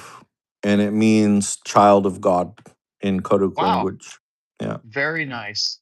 Amazing. Yeah. So everybody go over and subscribe. I shared your post on my channel too. So everybody that checks that out, Cool. hopefully go over there and subscribe and just keep growing. And obviously through God, all things are possible. You know this. So you're Oh doing the yeah. right thing. You're working on yourself, man. It's absolutely perfect. So I have no doubt you're going to do great things. Yeah, man. I'm honored to know you, honored to have met you and everybody in the chat, feeling is mutual. So Very nice. and Same to you, brother. if I had any last words to anybody, if I were to die tonight or die tomorrow, I would say follow Jesus. He's the only way in this life that is gonna show you how to live life the way it's supposed to be lived. Absolutely. 100%. Drop the anger and love all, man. You're so Yeah, right. The teachings of Christ are the way to return to the Father, for sure, definitely, without a doubt. So right I on. completely agree. Nice. Well, like you're always welcome. You're always welcome. Hopefully, we have you back on here with us again, Oh yeah, and oh yeah, we'll we'll do do this more of again. this. Yep. And you're in the Discord now, so come in and chat in there if you want. I'm in there. If you ever want to talk privately too, we do that in Discord as well. So Cool. anything that you want to do that's not live, we don't always have to do stuff live. So and that goes for anybody in the chat or anywhere else. You guys come in the Discord, we can do stuff privately. We don't have to talk about this stuff publicly if you guys don't want to. So, well, amazing, brother. Right Well, on. thank you so much for being with us tonight, man, and joining us. So, Yeah, I'm gonna go grub down my supper and hang out with my honey. well, enjoy. You have a great night, man. All right, You guys, shalom, everybody. we'll see One you, love, David. and yeah, love you guys, and Thank you, brother. I love you with a Christ-like love. So Amazing. We love you too, my friend. Go with God, brother. right on, shalom. Amazing. Have a good night. Absolutely amazing. What a great fellowship. We get to learn all about David. Isn't that cool, you guys? And how cool. I hope some of you other guys are going to come on here too and do the same thing, you guys. You see how we're overcoming this stuff, man? Coming out here like this. Now, I know David, he's got his own channel and stuff, so he's not new to putting his face out there, but still coming on here and just facing this and yeah, absolutely, Ace. Ace, you're welcome. I hope we can have you on here, man. I know you're starting to do lives. I think it would be great for you to come on here and talk with us. Maybe you don't even have to show your face, you guys. Just so you know, you guys don't have to come on and show your face if you don't want to. You could just talk if you wanted to. I think it'd be amazing if you do show your face so you could overcome any fear or anything going on inside you, any of those thoughts. But man, so Ace, you're more than welcome anytime too, brother. Ace, you know what, man? You can't. You don't even know what you could do for people, brother. At your age, with what you're going through, and you're overcoming right now, Ace, you could be. I mean, you could change generations, brother. You have no idea the power you have right now, Ace, and you're doing the right thing already. Don't doubt yourself, brother. I'm gonna tell you right now. Stop doubting yourself. You are doing the right thing. You are overcoming. There's probably a 0.000000001% of people your age doing what you're doing, brother, spiritually. So if I were you, I would stop judging myself and I would see that, you know, I'm one of God's perfect spirits, man. And let everybody else see that light shining through you, Ace, which you're already doing, man, with your channel and what you're doing, Ace. You're already letting the light shine through you, brother. Well, we'll see, right? We'll see. No expectation. Ace, you come on someday with us, amazing. You don't, amazing. You know that we won't judge you, brother. So, and that goes for anybody. Any of you guys want to come in here and hang out with us for fellowship, man? It's absolutely amazing. And you see how we do, and we don't have a hard, we don't give people a hard time. We don't fight and argue. It's all about learning and hearing from another perspective. You guys hear from my perspective all the time. This is what we do all the time with you guys. You guys hear from me. I think it's absolutely amazing and very important to hear from other people too. You never know what God's going to reveal to you guys. And made a promise to ask it. Nice. Yeah, that's right. With your subscribers, when you hit a certain number of subscribers, I think I know what you're talking about, Ace. I saw that. Saw you guys chatting about that. I've been trying to keep up with you and like your stuff and, just be and give you views and likes and comment occasionally. I don't comment on everything. I think you know that, but I definitely comment on some of the stuff just to try and keep it moving. But you know how it goes, brother. Sharing the love, you guys. Absolutely amazing. So, well, I guess I'm gonna get out of here too, so that way I can get ready. We're gonna be at the farmers market now. I'll be on all day at the farmers market tomorrow, so we'll be with you guys all day tomorrow. I won't be leaving and having anything to do. Oh, you're good, bro. Oh, I know. Ace, it's trust me, I know, man. It's not for any other reason than I want to, brother. I definitely know I don't have to. But you've supported me, my friend, and that's why I'm going to support you. That's how it works, my friend. You just happen to come to the right one, Ace. You might not have even known it when you showed up here, brother, all those months ago. Who would have knew that we're at where we are now? But there was a reason. There was absolute reason. Well, no worries, brother. You're all good, Ace. No expectation, man. So that way you're not stressed. Nah, I support you, brother. Forget that, man. We're all supporting Ace. Everybody go subscribe to Ace too. Go subscribe to Ace. Go subscribe to David. Go subscribe to Commentary. I would say subscribe to Michael, but I don't think he's got much on his page yet. Subscribe to Commentary. Subscribe to everyone, man. You guys share the love. Ace says no. Yeah, go subscribe to everyone, man. All right, guys. Well, I'm gonna get out of here. Thanks everybody for hanging out, man. What a great night, great fellowship. We will be back tomorrow night. Yep, Land Bible, VTech. Look at all you guys, man. Exactly, Ace. You know what's up. We'll be back tomorrow night. We'll do this again, and then we'll be off Sunday for our day of rest, and then back Monday hitting it again. Absolutely, Ace. Thank you, brother. Amazing. Thank you so much. God bless you too. I love you all, man. I hope you guys have a great night, and we will see you guys bright and squirrely tomorrow. Much love. Peace.